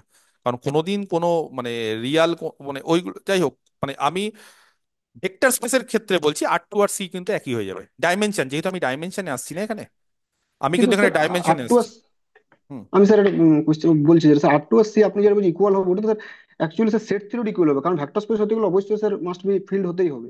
ইকুয়াল হ্যাঁ বলতে তো বাইজেকশন আছে দুটোর মধ্যে। বাইজেকশন আছে, ওভার আর করে নাও না। কিন্তু কিন্তু হ্যাঁ, কিন্তু স্যার সি ওভার মাল্টিপ্লিকেশন আর টু, প্রপার্টিটার জন্য আর টু আলাদা হয়ে ওভার আর যায়। তো স্যার প্রোডাক্ট মানে ইউনিভার্সটা তো এক্সিস্ট করছে না, ধরুন স্যার নন জিরো এলিমেন্টে ধরুন যখন 1 0 0 এইসব, তখন তো স্যার ফিল্ড তো হবে না ওটা। বুঝতে ওয়ান পারছেন আমি কি কমা বলতে জিরো চাইছি? বুঝলাম না কি বলছো, 1 0 তার প্রোডাক্টে ইয়ে হচ্ছে না। হ্যাঁ, ইউনিভার্স তো থাকবে না, কারণ কম্পোনেন্ট ওয়াইজ যদি স্যার আমি করি, কারণ আর টু ওটা তো স্যার ফিল্ড নয়। মানে আমি বলতে চাই না সেট থিওরি ফিল্ড, ইকুয়াল হবে কিন্তু আর টু তো ফিল্ড না, এটা তো অবশ্যই আমি ভেক্টর হ্যাঁ, স্পেস ওয়াইজ বলছি। তাহলে ভেক্টর স্পেস যদি হয় আপনি যেটা বলছেন, তাহলে তো স্যার ইকুয়াল তো হয়, মানে ও তো ইকুয়াল না, ইকুয়াল হবে আরে কি করে? দুটো, না না, দুটো জিনিস তো ইকুয়াল হয় না। ওরা আপনি যেটা হোমিওমরফিজম হয়, তাদের মধ্যে বাইজেকশন থাকে, কন্টিনিউটি থেকে আমি ইকুয়াল বলিনি একবার। একদমই আইসোমরফিজম বা হোমিওমরফিজম মানে কোনো ইকুয়াল না, আগেই বলে দিচ্ছি। তাদের মধ্যে একটা বাইজেকশন থাকে, যেমন কার্ডিনালিটি ব্যাপারটা থাকে, হ্যাঁ। যেমন জেড আর এন দুটো সেট আলাদা, ন্যাচারাল নাম্বার আর ইন্টিজার দুটো সেট আলাদা, কিন্তু তাদের মধ্যে কার্ডিনালিটি সেম। তাদের মধ্যে একটা 1 to 1 একটা বাইজেকশন পাওয়া যায়। বাইজেকশন আছে। আমি হুম। ওই জিনিসটা বলতে চাই যে মানে বাইজেকশন পাওয়া যায়, যে কোনো তুমি আর টু একটা এলিমেন্টকে তুমি সি দিয়ে প্রকাশ করতে পারবে, সি এর একটা এলিমেন্টকে ওইভাবে প্রকাশ করতে পারবে। দুটো আলাদা স্পেস, সম্পূর্ণরূপে দুটো আলাদা স্পেস। আমি একদম বলিনি যেটা দুটো ইকুয়াল। মানে আইসোমরফিক নয় স্যার, আপনি যেটা বলতে চাইছেন না না আইসোমরফিক না না, নয়, আইসোমরফিক না, না না না, একদমই আইসোমরফিক না, ওদের মানে মধ্যে হবে না। হোমিওমরফিক, ঠিক আছে বুঝতে হ্যাঁ পেরেছি। হ্যাঁ হ্যাঁ, ঠিক আছে। Okay, next, conjugate of a complex number. হ্যাঁ, ধরো z equal to x plus I y. যদিও এই হোমিওমরফিক এই সমস্ত জিনিস যারা যারা ভাবছো যে স্যার সায়ক কি জিজ্ঞেস করছে, দরকার নেই, এসএসসির ক্ষেত্রে দরকার নেই, এগুলো এমএসসির জিনিস, ঠিক আছে। এগুলো হচ্ছে টপোলজিক্যাল স্পেসের জিনিস, অনেকটা ফাংশনালাইসিসের জিনিস, অনেক কিছু থাকে, তো এগুলো আননেসেসারি। ও জিজ্ঞেস করছে ওর কোয়ারি, ঠিক আছে, কিন্তু সবার না জানলেও চলবে, ঘাবড়ানোর কিছু নেই, যেটা আমি জানাচ্ছি সেটা এখন এগুলো জানতে হবে। Z equal to x plus I Y, এটা একটা কমপ্লেক্স নাম্বার,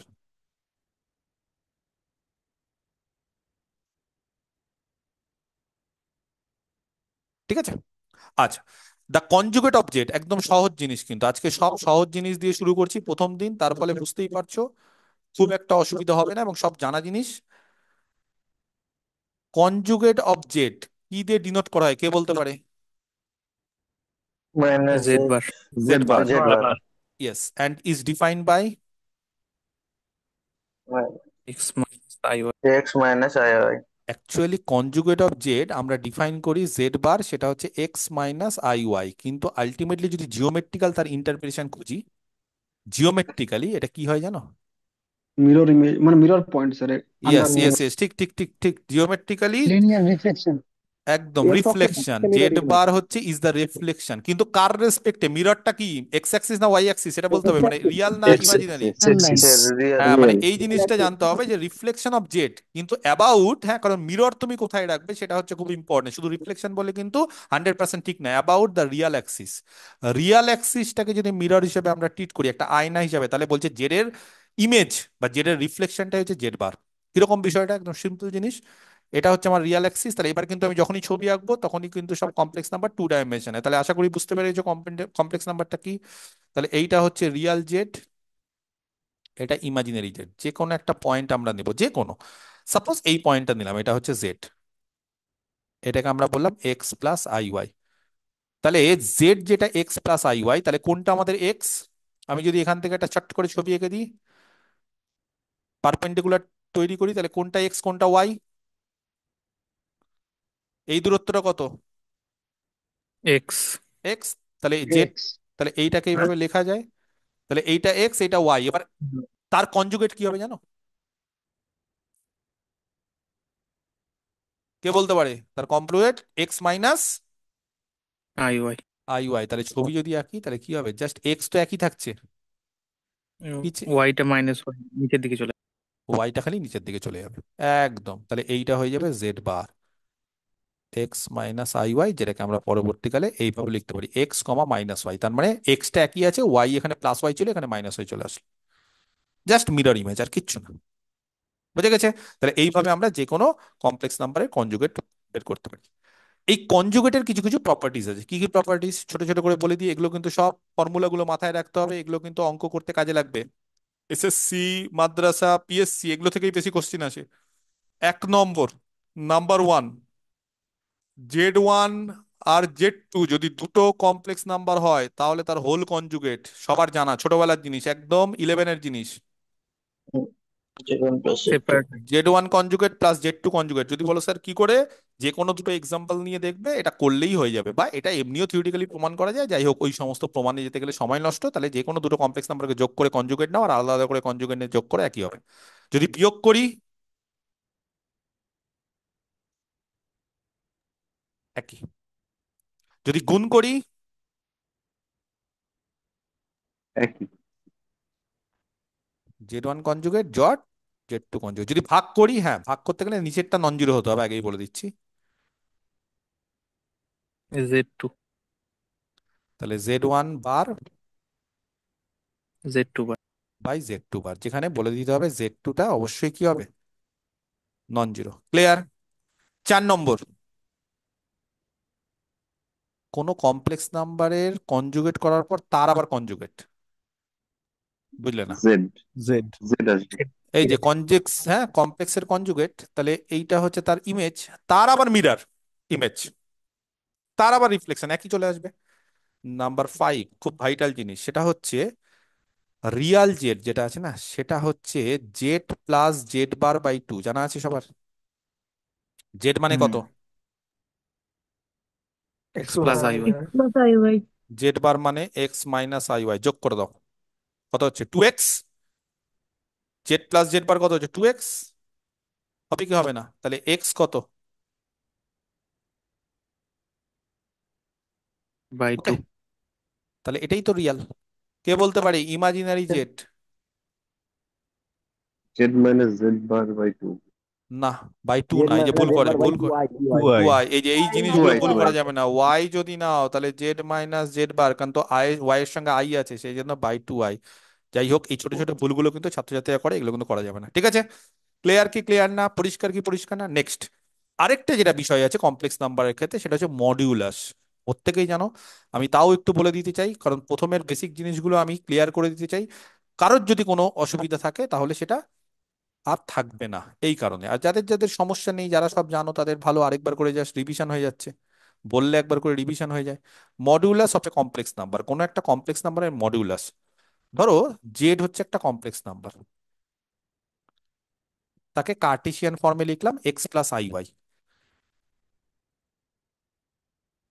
যে কোনো একটা complex number. Okay, then the modulus of Z কিভাবে ডিনোট করা হয় সবাই জানি, root over x plus But y x square. square plus y square. Denoted by mod Z. যে কোনো কমপ্লেক্স নাম্বারের মডুলাসকে মড জেড দিই, এবং অ্যান্ড ইজ ডিফাইন্ড বাই, এবং কি করে আমরা ডিফাইন করি তাকে, mod Z is equal to root over Root x over square x plus y plus y square. Real যেটা আছে তার স্কোয়ার প্লাস By ইমাজিনারি তার স্কোয়ার। আইটাই কিন্তু হবে না, আগেই বলে দিচ্ছি। এই হচ্ছে আমাদের মড, এবং মড কোনোদিন নেগেটিভ হয়? না। সেই জন্য না। প্লাস প্লাস মাইনাস দেবে না, অনলি প্লাস, কিছু না মানে অনলি প্লাস, শুধু প্লাস হবে। ক্লিয়ার? এই মডুলাসের কিছু প্রপার্টিস আছে, সেই জিনিসগুলো আমরা একটু একটু করে জেনে নিব। খুব সহজ সহজ জিনিস এগুলো, জাস্ট ফর্মুলা আকারে সব মনে রেখে দিবে। হ্যাঁ, যা যা পড়াচ্ছি এগুলো কিন্তু সব রিভিশন দিতে হবে, তাহলে কিন্তু দেখবে মনে থেকে যাচ্ছে। Triangle inequality, mod of Z one plus Z two, কেউ জানো? Less or equal to mod z1 plus mod z2. is equal to triangle mod z mod mod একদম, ট্রায়াঙ্গেল ইনইকুয়ালিটি কিন্তু শুধুমাত্র রিয়ালের ক্ষেত্রে হয় না, কমপ্লেক্সের ক্ষেত্রেও হয়। 2 নম্বর, দুটো কমপ্লেক্স নাম্বারের গুণ করার পর মড নিলাম, সকলের জানা উচিত। মডটা ভেঙে যাবে, mod মডটা z1 ভেঙে যাবে, single single. একদম ইকুয়াল টু হবে, কিন্তু কোনো লেস দেন টেস দেন কিচ্ছু হবে না। হ্যাঁ।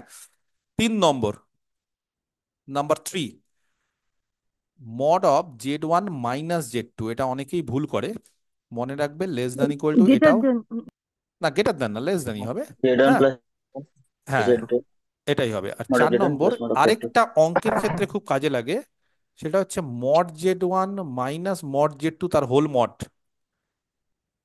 লেস দেন ইকুয়াল টু, কে বলতে পারে? mod mod of z1 minus z1 z2. Minus z two. z1 এগুলো mod কিন্তু of খুব z2. ভাইটাল প্রপার্টি, এই জিনিসগুলো মাথায় রাখতে হবে। আর 5 নম্বর, যেই প্রপার্টিটা অনেক ক্ষেত্রে কাজে লাগে, সেটা হচ্ছে রিয়াল জেড তার মড নিলাম আর শুধু জেড এর মড নিলাম, তাদের মধ্যে সম্পর্ক। Less than equal two. Less than Less than equal to. যদি বলো কেন স্যার, এক্স স্কোয়ার বড় না X square plus Y square বড়?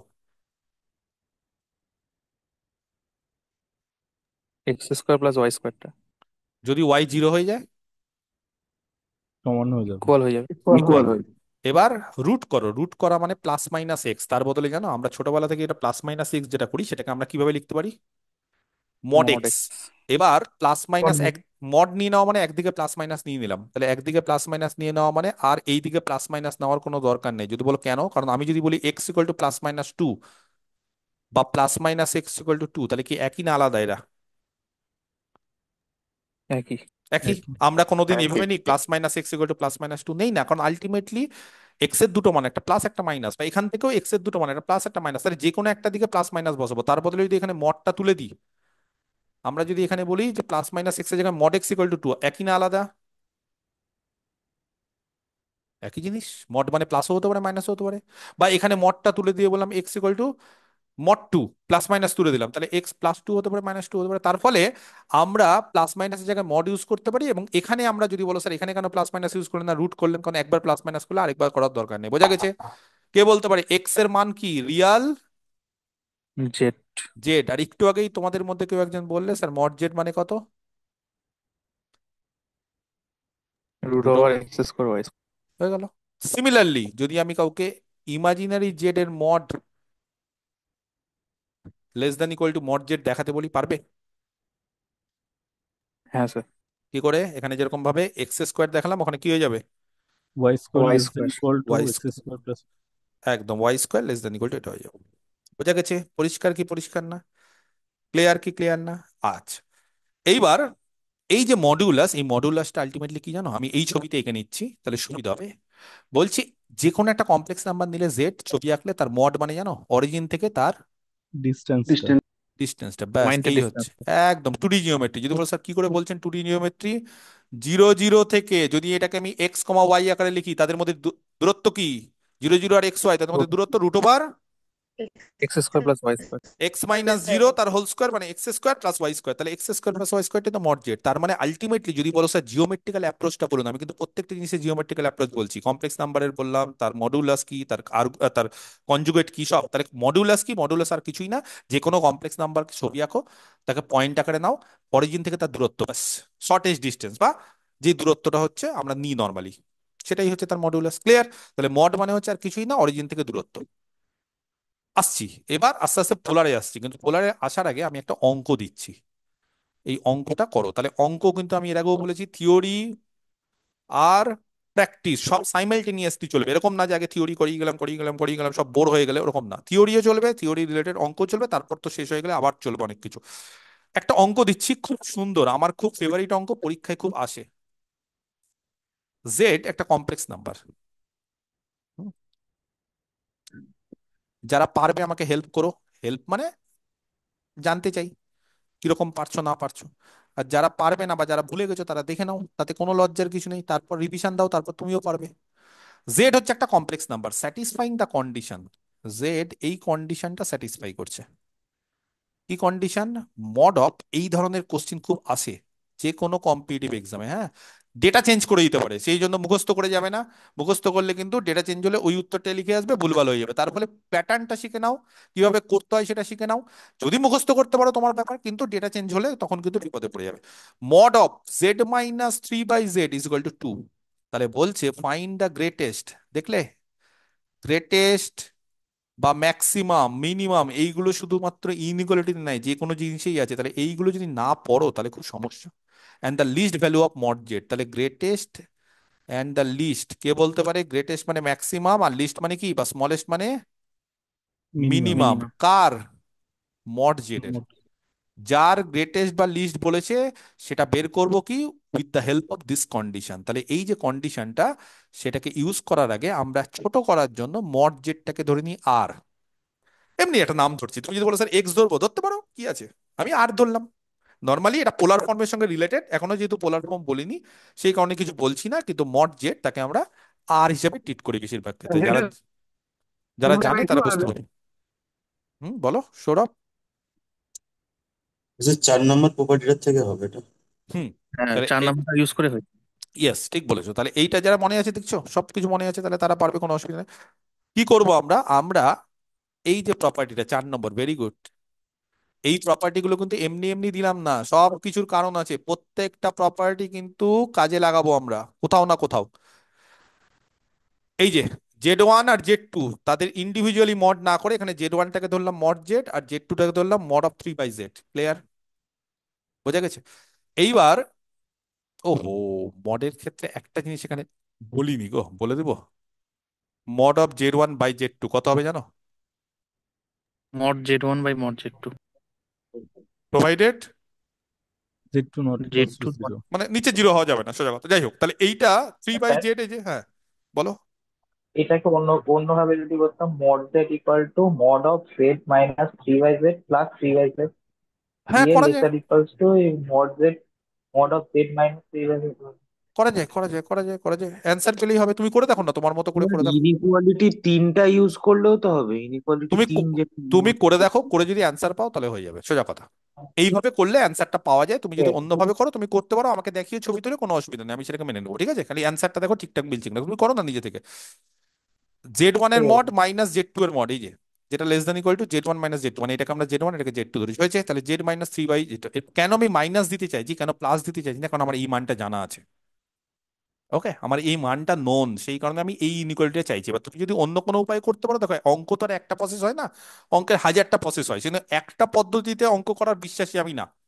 যারা কম জানে, যারা একটা পদ্ধতি জেনে এসছে, তার স্যার ম্যাডামরা করিয়েছে, উনিও ওটাই জানেন, তারা বলে যে আমার মেথডেই করতে হবে, আমার নিয়মে করতে হবে। আমি কোনোদিনই আমার মেথড বা আমার নিয়ম বলে কোনো কিছু না, কারণ আমার স্যার ম্যাডামরা আমাকে একটা নিয়ম শেখায়নি, বা আমি তারা একটা নিয়ম শেখালেও আমি পরবর্তীকালে আলাদা অনেক নিয়ম শিখেছি, এবং আমি মনে করি অঙ্কটা সঠিক করলে যে কোনো নিয়মে করতে পারো।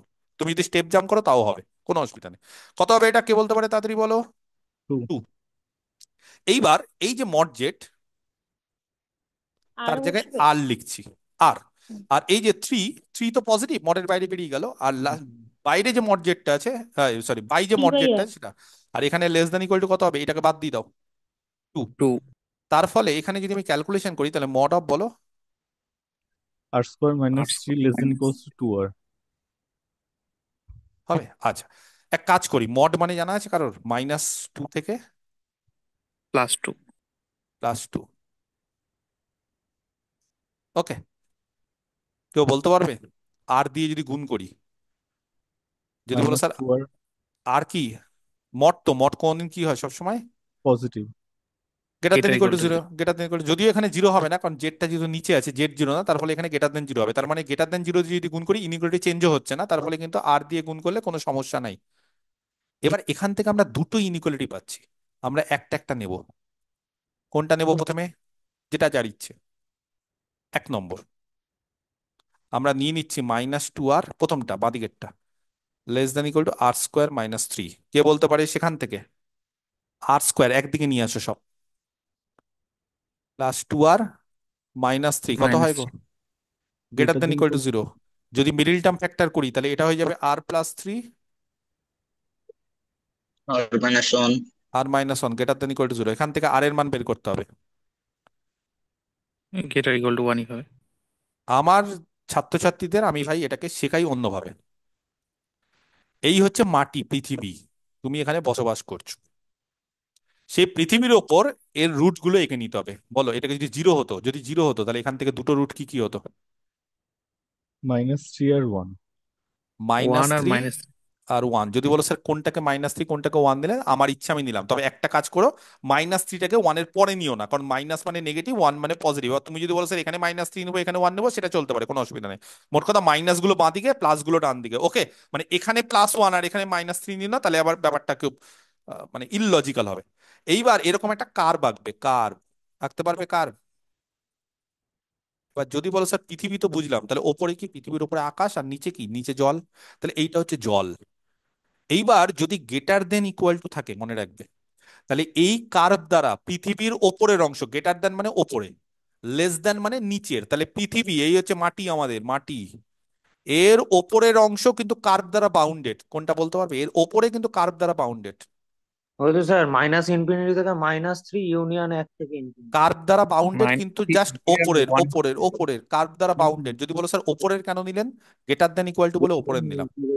তাহলে বলছে কার্ভ দ্বারা বাউন্ডেড আর মাটির ওপর, মাটি মানে বুঝতে পেরেছি লাইনটা, তার ওপরের অংশটা কেউ বলতে পারবে কোনটা। ওই তো স্যার মাইনাস থ্রি থেকে মাইনাস ইনফিনিটি, ওই মাইনাস ইনফিনিটি থেকে মাইনাস থ্রি ইউনিয়ন এক থেকে ইনফিনিটি। তার মানে মাইনাস ইনফিনিটি থেকে মাইনাস থ্রি, মানে আর এর মান হচ্ছে মাইনাস থ্রি এর থেকে ছোট বা সমান, ঠিক লিখলাম, একই জিনিস। একের থেকে বড় বা সমান। বোঝা গেছে, ক্লিয়ার। আর একের থেকে বড় বা সমান। একের থেকে বড় বা সমান, তাহলে মাইনাস থ্রি এর থেকে ছোট বা সমান, একের থেকে বড় বা সমান। আর কে বলতে পারে মডুলাস তো নেগেটিভ হতে পারে না, পারে মডুলাস অবশ্যই তো কোনদিন নেগেটিভ? ওয়ানই। তার মানে যেটা আলটিমেটলি এইটা ইম্পসিবল। কেন, কারণ কোনোদিনই কারণ মডুলাস মাইনাস তিনের থেকে ছোট হতে পারে না, নেগেটিভ হতে পারে না। তার ফলে এই দুটোর মধ্যে থেকে কোনটা নেব, r greater than equal to one.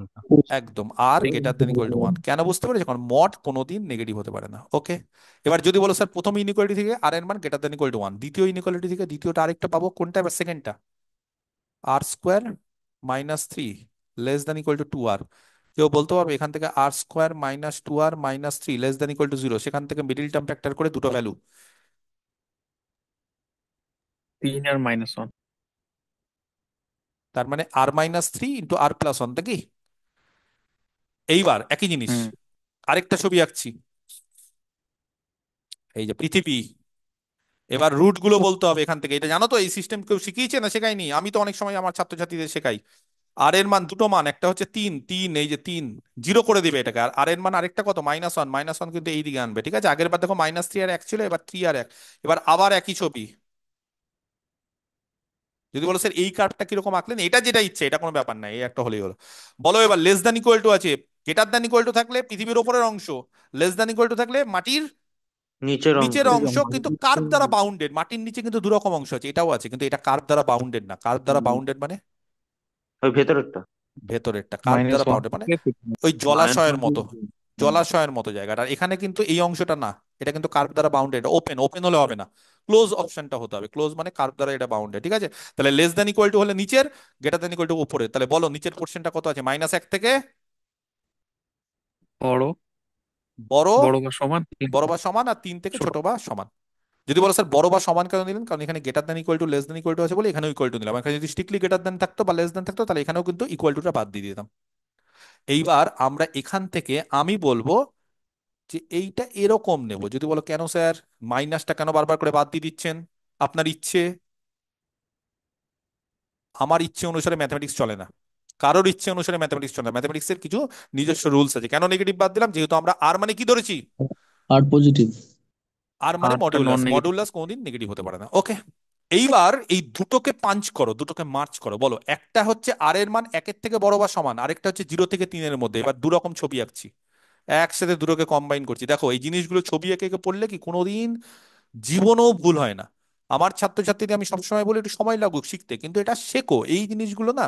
কোনো একটা স্যার বলে দিল আর তুমি বলে দিলে হ্যাঁ স্যার হচ্ছে মনে হয়, তারপর নিজে কোনোদিন করতে পারবে না। নিজে করা আর স্যারের লেকচার শোনা দুটোর মধ্যে পার্থক্য আছে। স্যারের লেকচারে স্যার অনেক কিছু স্কিপ করে বলে দেয়, সেই জিনিসগুলোকে বাড়িতে প্র্যাকটিস করো, তারপর দেখো যে তোমার কোন জায়গাতে প্রবলেম কোথায় কি। এই যে ছবি আঁকাগুলো এগুলো কিন্তু প্র্যাকটিস করতে হবে।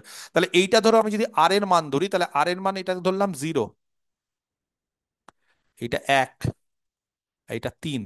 একটা বলেছে হচ্ছে 1-এর থেকে বড় বা সমান, মানে এর এর পরে আছে সব। আর আরেকটা বলেছে 0 থেকে 3 অবধি। এবার বলো কমন পোর্শন কোনটা? একটা হচ্ছে 1-এর পর থেকে শুরু করে গোটাটাই, আরেকটা হচ্ছে 1 থেকে 3। কমন পোর্শন কোনটা? কমনটা নেব। 1 থেকে 3। মানে যেই যেই মানটা দুটোতেই স্যাটিসফাই করছে। যদি বলো স্যার 0 থেকে 1 নিচ্ছেন না কেন, তাহলে 0 থেকে 1 নিলে এটা স্যাটিসফাই করছে না।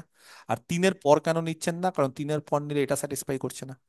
তাহলে দুটোকে কম্বাইন করে আমরা কি নেবো? আর এর মান 1 থেকে 3। তার ফলে আর এর মান যদি 1 থেকে 3 হয়, আর এর মানটা হচ্ছে মড জেড, তাহলে মড জেড এর মানটা কত হলো? 1 থেকে 3। 1 থেকে 3। তার ফলে ম্যাক্সিমাম আর মিনিমাম কোনটা হয়, কোনটা ম্যাক্সিমাম কোনটা মিনিমাম, এটা কিন্তু গুলিয়ে যায় অনেকের।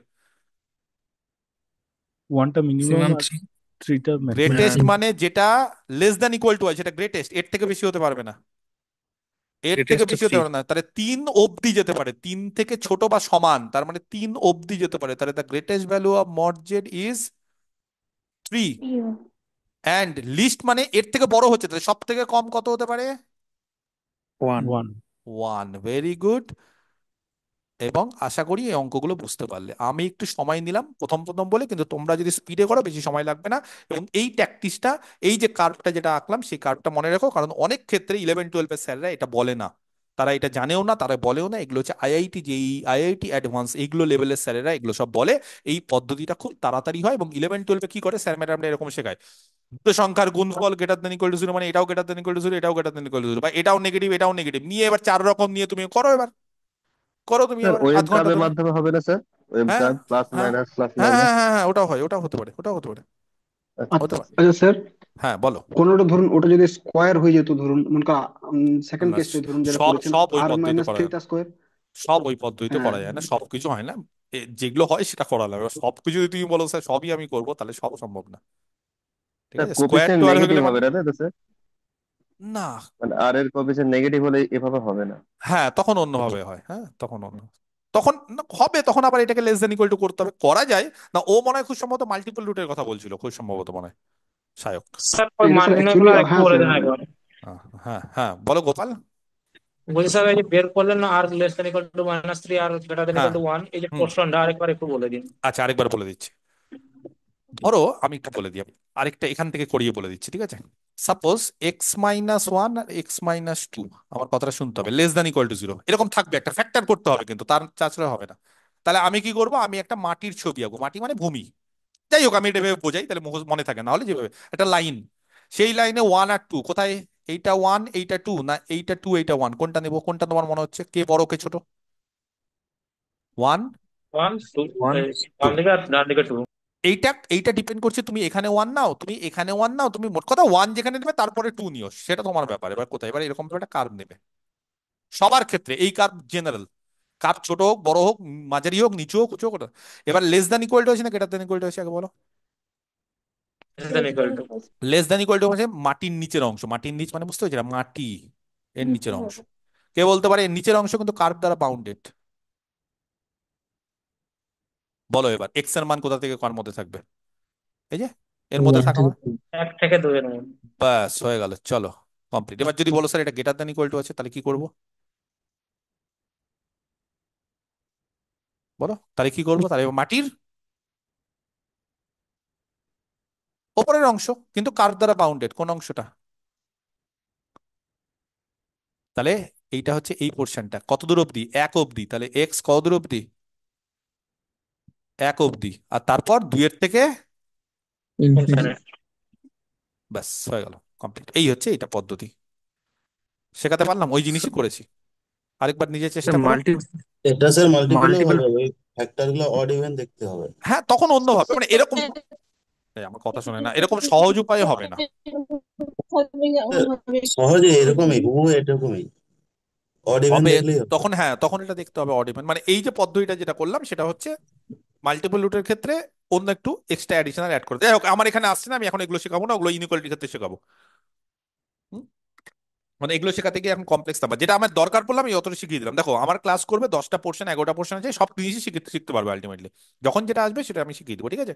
আবার অনেক সময় রুট হচ্ছে ডেকার্টস রুল বলে একটা রুল আছে, সেটা থেকে বোঝা যায় অনেক ধরনের জিনিসপত্র আছে। হ্যাঁ লোকেশন অফ রুট, এগুলো শিখবে থিওরি অ্যাপ্লিকেশন, সেখান থেকে বোঝা যাবে। হ্যাঁ স্যার, বলো বলো। হ্যাঁ বলছি যে এই ট্রিকটা ইউজ করলেন, হুম ট্রিকটা হুম অনলি লেস দেন জিরো আর গ্রেটার দেন জিরোর ক্ষেত্রে তো অ্যাপ্লিকেবল হবে। হুম সাপোজ মনে করেন এখানে লেস দেন 2 আছে আর লেস দেন 3 আছে। তাহলে ওই টুটাকে এদিকে নিয়ে এসে ফ্যাক্টর করতে হবে। না না, এই যে ছবি এঁকে যে ট্রিকটা বললেন না এই না না, ট্রিকটা। এটা এটা পজিটিভ নেগেটিভের ক্ষেত্রে। এবার ধরো লেস দ্যান টু আছে, তো লেস দ্যান টু থাকলে তখন তোমাকে আবার এই দিকে নিয়ে এসে ওটাকে আবার ফ্যাক্টর করে, তাহলে মানে লেস দ্যান জিরো আর গ্রেটার দ্যান জিরোর ক্ষেত্রে এটা করা হয়। ওকে ওকে স্যার। লিনিয়ার ফ্যাক্টর হলেই হবে স্যার এটা অ্যাকচুয়ালি। হবে তখন আবার দুইটা না, তখন আবার মাটিটা হবে না, তখন আবার একটু উপরে রাখতে হয় এইগুলো। মানে আমি ওই জন্য কমপ্লিকেসি করতে চাইছি না। তো এইগুলো তো তোমাকে ফ্যাক্টর করতে তুমি এমনি পারবে, কি আছে এগুলো কি দেয় অনেক ক্ষেত্রে দিলে তো। এইগুলো আমি যেটা লাগবে সেটা বললাম। তখন আবার দুই মানে তো এটা দুই না, তখন এটাকে দুই রাখতে হয়, তখন একটু একটু 19-20 করতে হয়। হবে না কেন, যে কোনো কিছু হবে, লিনিয়ার তো না এগুলো সব। হ্যাঁ মানে এগুলো হচ্ছে কোয়াড্রেটিক, সেখানে দুটো লিনিয়ার ফ্যাক্টর, একটা এক্স মাইনাস আলফা একটা এক্স মাইনাস বিটা, তার ক্ষেত্রে এটা হয়, ঠিকই বলেছো। নেক্সট পোলার ফর্ম, ঠিক আছে? স্যার, হ্যাঁ বলো। স্যার দ্বিতীয়তে x greater equals to one হবে না? এক্স এই যে টু তো গেটার ইকুয়াল টু দুই থেকে তো। না, x minus one into x minus টুটা গ্রেটার হ্যাঁ ইকুয়ালস টু জিরো আছে, তাহলে হ্যাঁ x greater than equals to one হবে না? না, x less than equal to one greater than equal to two, এই যে ছবি দেখে উপরেরটা হচ্ছে x less than equal to one আর x greater than equal to two. ওইভাবে হয় না, বুঝতে পারলে না না? আচ্ছা এক্স, ধরো এক্স এর মান 1.5, আমার কথা শোনো। এক্স এর মান 1.5, একের থেকে বড় তো? হ্যাঁ স্যার। বসাও, কি হচ্ছে বলো? দেড় বসাও, দেড় 1.5 কত হচ্ছে এখানে? 0.5 0.5 পজিটিভ, আর এখানে বসাও মাইনাস 0.5। প্লাস আর মাইনাস গুণ করলে কি হয়?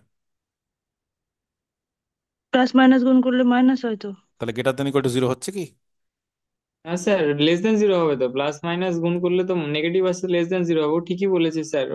কারণ হচ্ছে দুটো পজিটিভ নাম্বার প্রোডাক্ট তো অলওয়েজ পজিটিভ নাম্বার হয়। তাহলে এইখানে x minus one into x minus two greater than equal to zero আছে, তাহলে দুটোকেই পজিটিভ নিতে লাগবে। X minus one greater than zero নিতে লাগবে, x minus two greater than zero নিতে লাগবে। সো আরে ওই হিসাবে তো x greater than equal to না, ওয়ান অ্যান্ড। দুটো নেগেটিভ হলেও তো পজিটিভ হয়। আরে হ্যাঁ তাহলে এখান থেকে তাহলে তুমি সে। এইটা কেন নিতে যাবে? তাহলে এই এক্স লেসার ইকুয়ালস এই টু ওয়ান আর এক্স গ্রেটার ইকুয়ালস টু। বুঝতে পারছো না, এই দুটো নেওয়া যায়, তাহলে তো তুমি সেই ভেঙে ভেঙেই করলে, তাহলে আমি ভেঙে ভেঙে আমি সহজ পদ্ধতি শেখালাম আর তুই বলে স্যার আমাকে আবার বুঝিয়ে বুঝিয়ে করা। তো বুঝিয়ে করাতে গেলে কি হবে? X greater than equal to one x greater than equal two, বুঝে গেলাম। তাহলে x greater than equal to one x greater than equal to two মানে কি? X greater than equal to হলে তো গ্রেটার দেন ইকুয়াল ওয়ান হবে, তাহলে তুমি কেন লিখতে যাবে? সেখান থেকে আমরা এটাই নিই, যেটা নিয়ম, যেটা থিওরি বলে, এটা নিই না, এটাকে বাদ দিয়ে দিই। বুঝতে পেরেছো? আবার দুটোই নেগেটিভ, সেই দুটো নেগেটিভ থেকে এইটা নিই, তাহলে আলটিমেটলি হ্যাঁ x sir. Less than equal to one x greater দেন। বোঝা গেছে? এইবার এই হচ্ছে বিষয়। যাই হোক, তো মোট কথা হচ্ছে যদি কারোর মনে হয় যে আমার এইটা ঠিক হয়নি অ্যান্সার, তাহলে সে ভ্যালু বসিয়ে দেখতে পারো। বুঝে যাবে। হ্যাঁ স্যার, বুঝতে পেরেছি। মানে অ্যাকচুয়ালি মানে দুটো কন্ডিশনকে কম্বাইন করে লিখলাম, তাই তো? একদম একদম, ওই জন্যই তো আমি শর্টকাট বললাম, না হলে যদি সেই আগেই একই জিনিস আবার করবো তো ভেঙে ভেঙে, তাহলে তো আমার শর্টকাটের নিয়ম হ্যাঁ না। স্যার, বুঝেছি বুঝেছি। বুঝেছো? আচ্ছা ঠিক হুম। আছে, পোলার ফর্ম দেখো, যদি না বুঝতে পারো পরে আমাকে হোয়াটসঅ্যাপে কন্ট্যাক্ট করতে পারো, আমি বুঝিয়ে দেবো আবার ভালো করে। ওকে, তাহলে আমি যে জিনিসটা এখন শুরু করছি সেটা হচ্ছে পোলার ফর্ম। বলছে কার্টেসিয়ানের মতো একটা ফর্ম আছে, সেটা হচ্ছে পোলার। সেটা কি? Z equal to a plus i b. আমি এ আর বি দিয়ে লিখছি, এক্স ওয়াই দিয়েও লিখতে পারো, ব্যাপার একই। এ প্লাস আই বি যদি একটা কমপ্লেক্স নাম্বার হয়, এটা একটা কমপ্লেক্স নাম্বার, ঠিক আছে? লেট, এবার কি করছি আমরা, এই যে এ, সেই এ এর বদলে আর কস থিটা ধরছি। যদি বলো স্যার আর কস থিটা কি, সব আসছি। আর বি এর জায়গায় আমরা আর সাইন থিটা। দেখবে কার্টেসিয়ান আর পোলারের মধ্যে একটা সম্পর্ক আছে, যদি কেউ জিওমেট্রি করো তাহলে দেখবে এক্স এর জায়গায় আর কস থিটা, এখানে এক্স এর বদলে এ ধরেছি বলে আর কস থিটা, আর বি ধরেছি বলে আর সাইন থিটা, ব্যাপারটা একই। তাহলে কেউ বলতে পারবে আমাকে দেন জেড কি হয়ে যাবে? এই z x plus I y বা এ প্লাস আই বি ছিল, এর আর জায়গায় cos কত theta বসছে? plus r r iota cos cos r theta theta sin plus theta। I sign.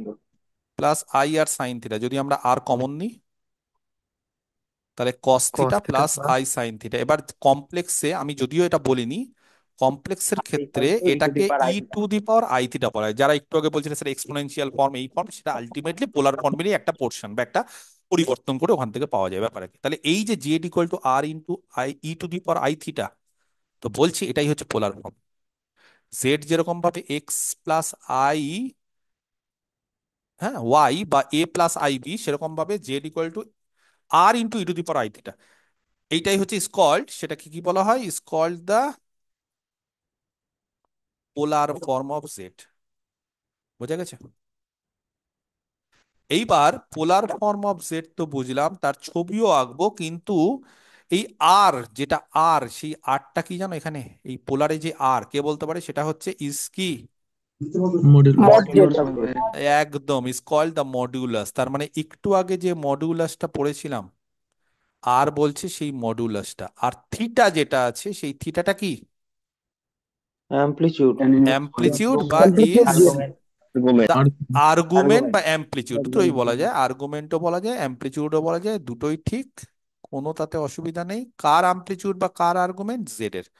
এবার যদি তোমরা বলো যে স্যার এই আর কেন মডিউলাস হলো, তাহলে সবাইকে বলে দিই, আমরা যেভাবে ধরেছি সেখানে কেউ বলতে পারবে আর কস থিটা কত ধরেছি আমরা?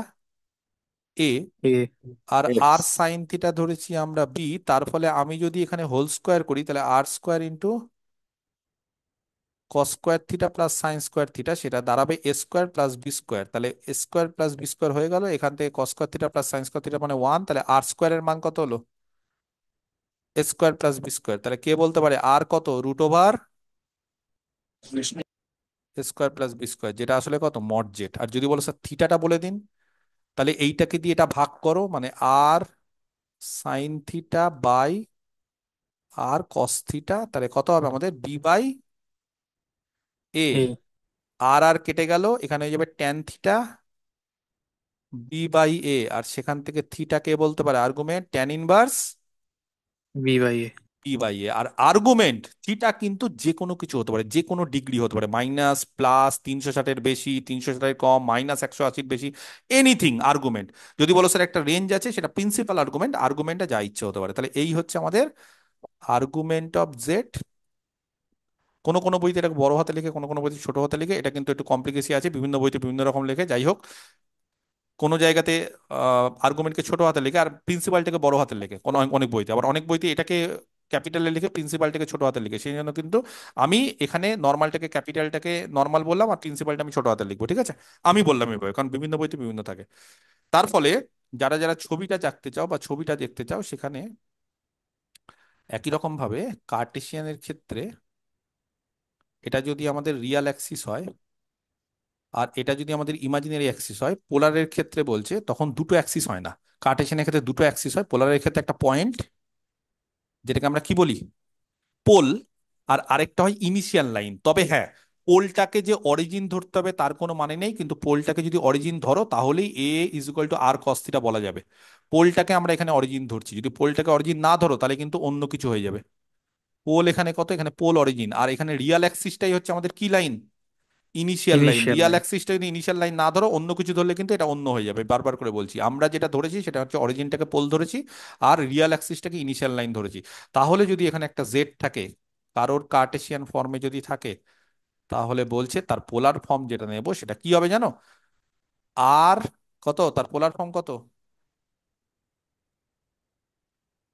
আর into e to the power i theta. যদি বলো স্যার আর কোনটা, আর হচ্ছে এই জিরো জিরো বা পোল থেকে জেড এর কি ডিস্টেন্স, ডিস্টেন্স। এটা হচ্ছে আর। আর মানে আর কিছুই না, মড জেড। মড জেডের ছবি এঁকেছি।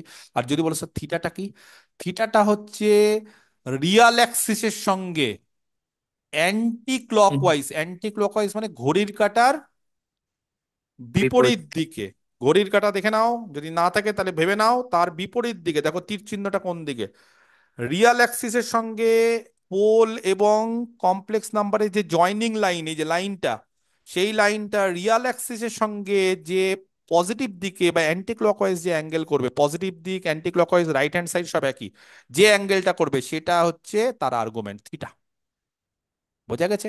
এই হচ্ছে আমাদের পোলারের ব্যাপার। তাহলে পোলারের ক্ষেত্রে যে আর, সেই আরটা হচ্ছে পোল থেকে বা অরিজিন থেকে জেড এর ডিস্টেন্স, আর থিটাটা হচ্ছে ইনিশিয়াল লাইন বা রিয়াল অ্যাক্সিসের সঙ্গে এই যে লাইনটা তার অ্যাঙ্গেলটা, কিন্তু কোন দিকে? Anti clockwise. যদি বলো স্যার এই দিকে অ্যাঙ্গেল করবো তাহলে মাইনাস থিটা হয়ে যাবে, দিক ঘোরালে মাইনাস থিটা, এটা ভেক্টর হিসেবে কাজ করে বলে মাইনাস হয়ে যাবে।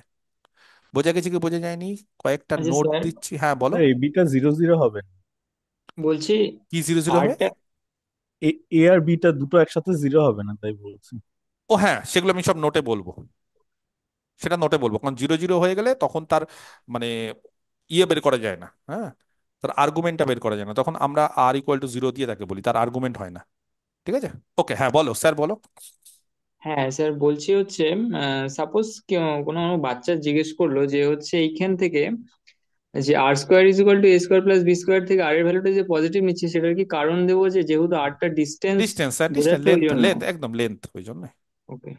লেন্থ বলে। ঠিক আছে, যে কোনো লেন্থই আমরা নন জিরো নিই নি, নন নেগেটিভ নিই, ওই কারণে জিরো হতে পারে, কোনো অসুবিধা নেই। আচ্ছা, ফর এভরি পয়েন্ট, ভালো করে এই নোটগুলো দেখবে, এই ছোট ছোট জিনিসগুলো, হ্যাঁ, যে কোনো পয়েন্ট, এইগুলোর উপর কিন্তু ইন্টারভিউ, ছোট ছোট এমসিকিউ দাঁড়িয়ে থাকে। আদার দেন অরিজিন, অরিজিন মানে বুঝতে পেরেছো, জিরো জিরো বাদ দিয়ে। ঠিক আছে, দ্য মডিউলাস আর সবসময় পজিটিভ হয়, আর ফর দ্য অরিজিন জিরো হবে। একদম আর সবসময় জিরো। কমন জিনিস লিখিয়ে দিলাম। ধরো জেডটা জিরো হলো কোনোদিন, জিরো মানে কোন পয়েন্টটা? এই পয়েন্টটা জাস্ট, রিয়াল পার্টও জিরো, ইমাজিনারি পার্ট জিরো, তখন তার আর্গুমেন্ট কোনোদিন ডিফাইন করা যায় না। এই জিনিসটা অনেক ইন্টারভিউতে জিজ্ঞেস করে, এবং ছাত্রছাত্রীদের চাকরি না পাওয়ার অন্যতম কারণ হচ্ছে যে বলো তো জিরোর আর্গুমেন্ট কি, বলবে স্যার জিরো। ব্যাস, বুঝে গেছে স্যার যে তুমি কিচ্ছু জানো না, বা তুমি জানলেও তুমি এই জিনিস জানো না। তার ফলে তুমি তারপরে যতই মেকআপ করার চেষ্টা করো, অমুক তমুক অঙ্গভঙ্গি করে, স্যার জিরোই তো হবে, কেন স্যার জিরো আছে, না, কোনোদিন এই পয়েন্টের, হ্যাঁ যদি এই দিকে থাকে, কেউ এক্স অ্যাক্সিসের উপর আছে বা এই লাইনের উপর আছে, তখন তার অ্যাঙ্গেলটা জিরো হয়। কিন্তু যদি তুমি শুধু পয়েন্ট নাও, তাহলে তার পয়েন্টের, একটা পয়েন্টের কোনোদিনই তুমি আর্গুমেন্ট বের করতে পারবে না। তাহলে সোজা কথা, argument can not be determined বা ডিফাইনই হয় না। কি বললাম? স্যার এটা এটা কিন্তু খুব জায়গায়। এটা আরেকবার বলবেন? এই যে শুধু যদি জেড এর মান জিরো নাও, জেড এর মান জিরো নিলে এই পয়েন্টটা, এই পয়েন্টের আর্গুমেন্ট নেই। যদি বলো তাহলে স্যার এই পয়েন্টটাকে কি করে বোঝাবো, এই পয়েন্টটা যদি আর্গুমেন্ট না থাকে, তাহলে এই পয়েন্ট আমি কি করে বোঝাবো? শুধুমাত্র বলে দেবে আর ইকুয়াল টু জিরো, ব্যাস, তাহলেই হয়ে গেল। আর ইকুয়াল টু জিরো মানেই origin, without argument. Argument use করারই দরকার নেই, আমরা স্টিল উই ক্যান, হ্যাঁ, ইন্ডিকেট দ্যাট ইজ অরিজিন। কি করে?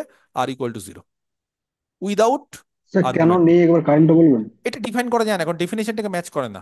ডেফিনেশন কি? কোনো একটা পয়েন্ট নিলাম, ধরো এই পয়েন্ট নিলাম, তাহলে কি হচ্ছে, জিরো জিরোর সঙ্গে তাকে যোগ করলাম, তারপরে এই অ্যাঙ্গেলটা মাপলাম। কিন্তু যদি ওই পয়েন্টটা পোলটাই নিই, তাহলে পোলের ক্ষেত্রে আমি পোলের সঙ্গে পোলের যখন জয়েন করবো, কোনো জয়েনিং লাইনই হবে না।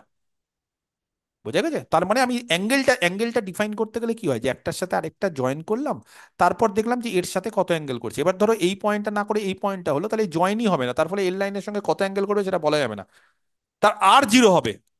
অরিজিনের ক্ষেত্রে আর জিরো হবে, কিন্তু বারবার করে বলছি, অরিজিনের ক্ষেত্রে তার মডুলাস জিরো, কিন্তু তার অ্যামপ্লিটিউড কি জিরো না। অ্যামপ্লিটিউড ডিটারমাইন করা যাবে না, এই জিনিসটা প্রচুর ছাত্রছাত্রীরা ভুল করে।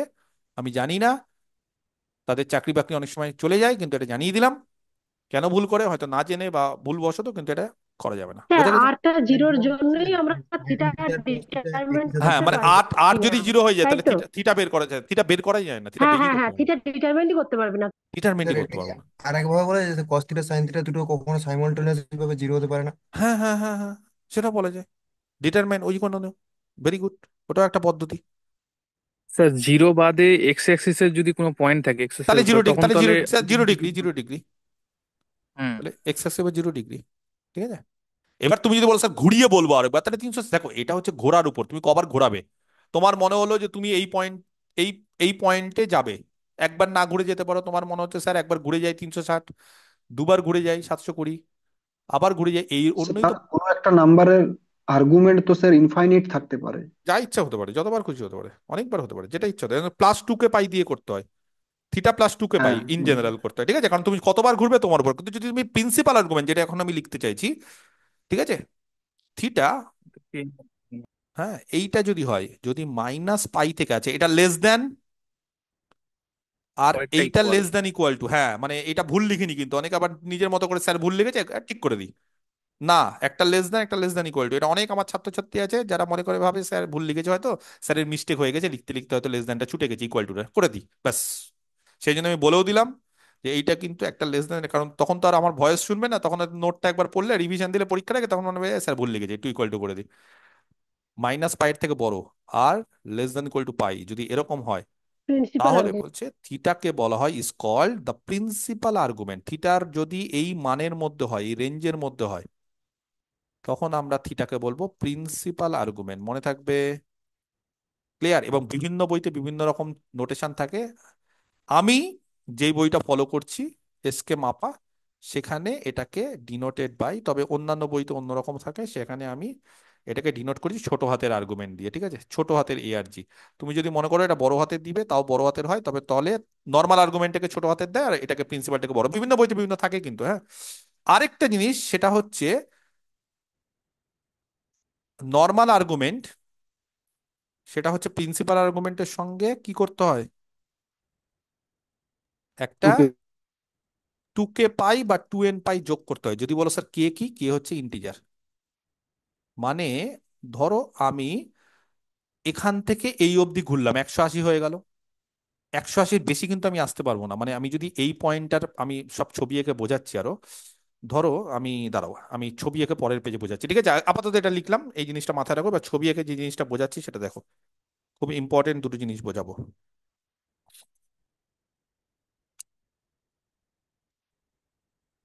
তার হুম আগের পেজটা হুম হুম। ঠিক আছে দিনেশ, লেখা হয়নি? চলো লিখে নাও, দিনেশ কিন্তু অ্যান্সার লিখে হয়ে লিখলে। গেছে। হুম। স্যার কি এটা বিলংস টু জেড হবে? হ্যাঁ, কি হবে? কে, হ্যাঁ, কে বিলংস টু জেড, মাইনাস হতে পারে, প্লাস হতে পারে, ইন্টিজার, জিরো হতে পারে, কখনো হয়তো জিরো হলো, কিছু যোগ হলো না।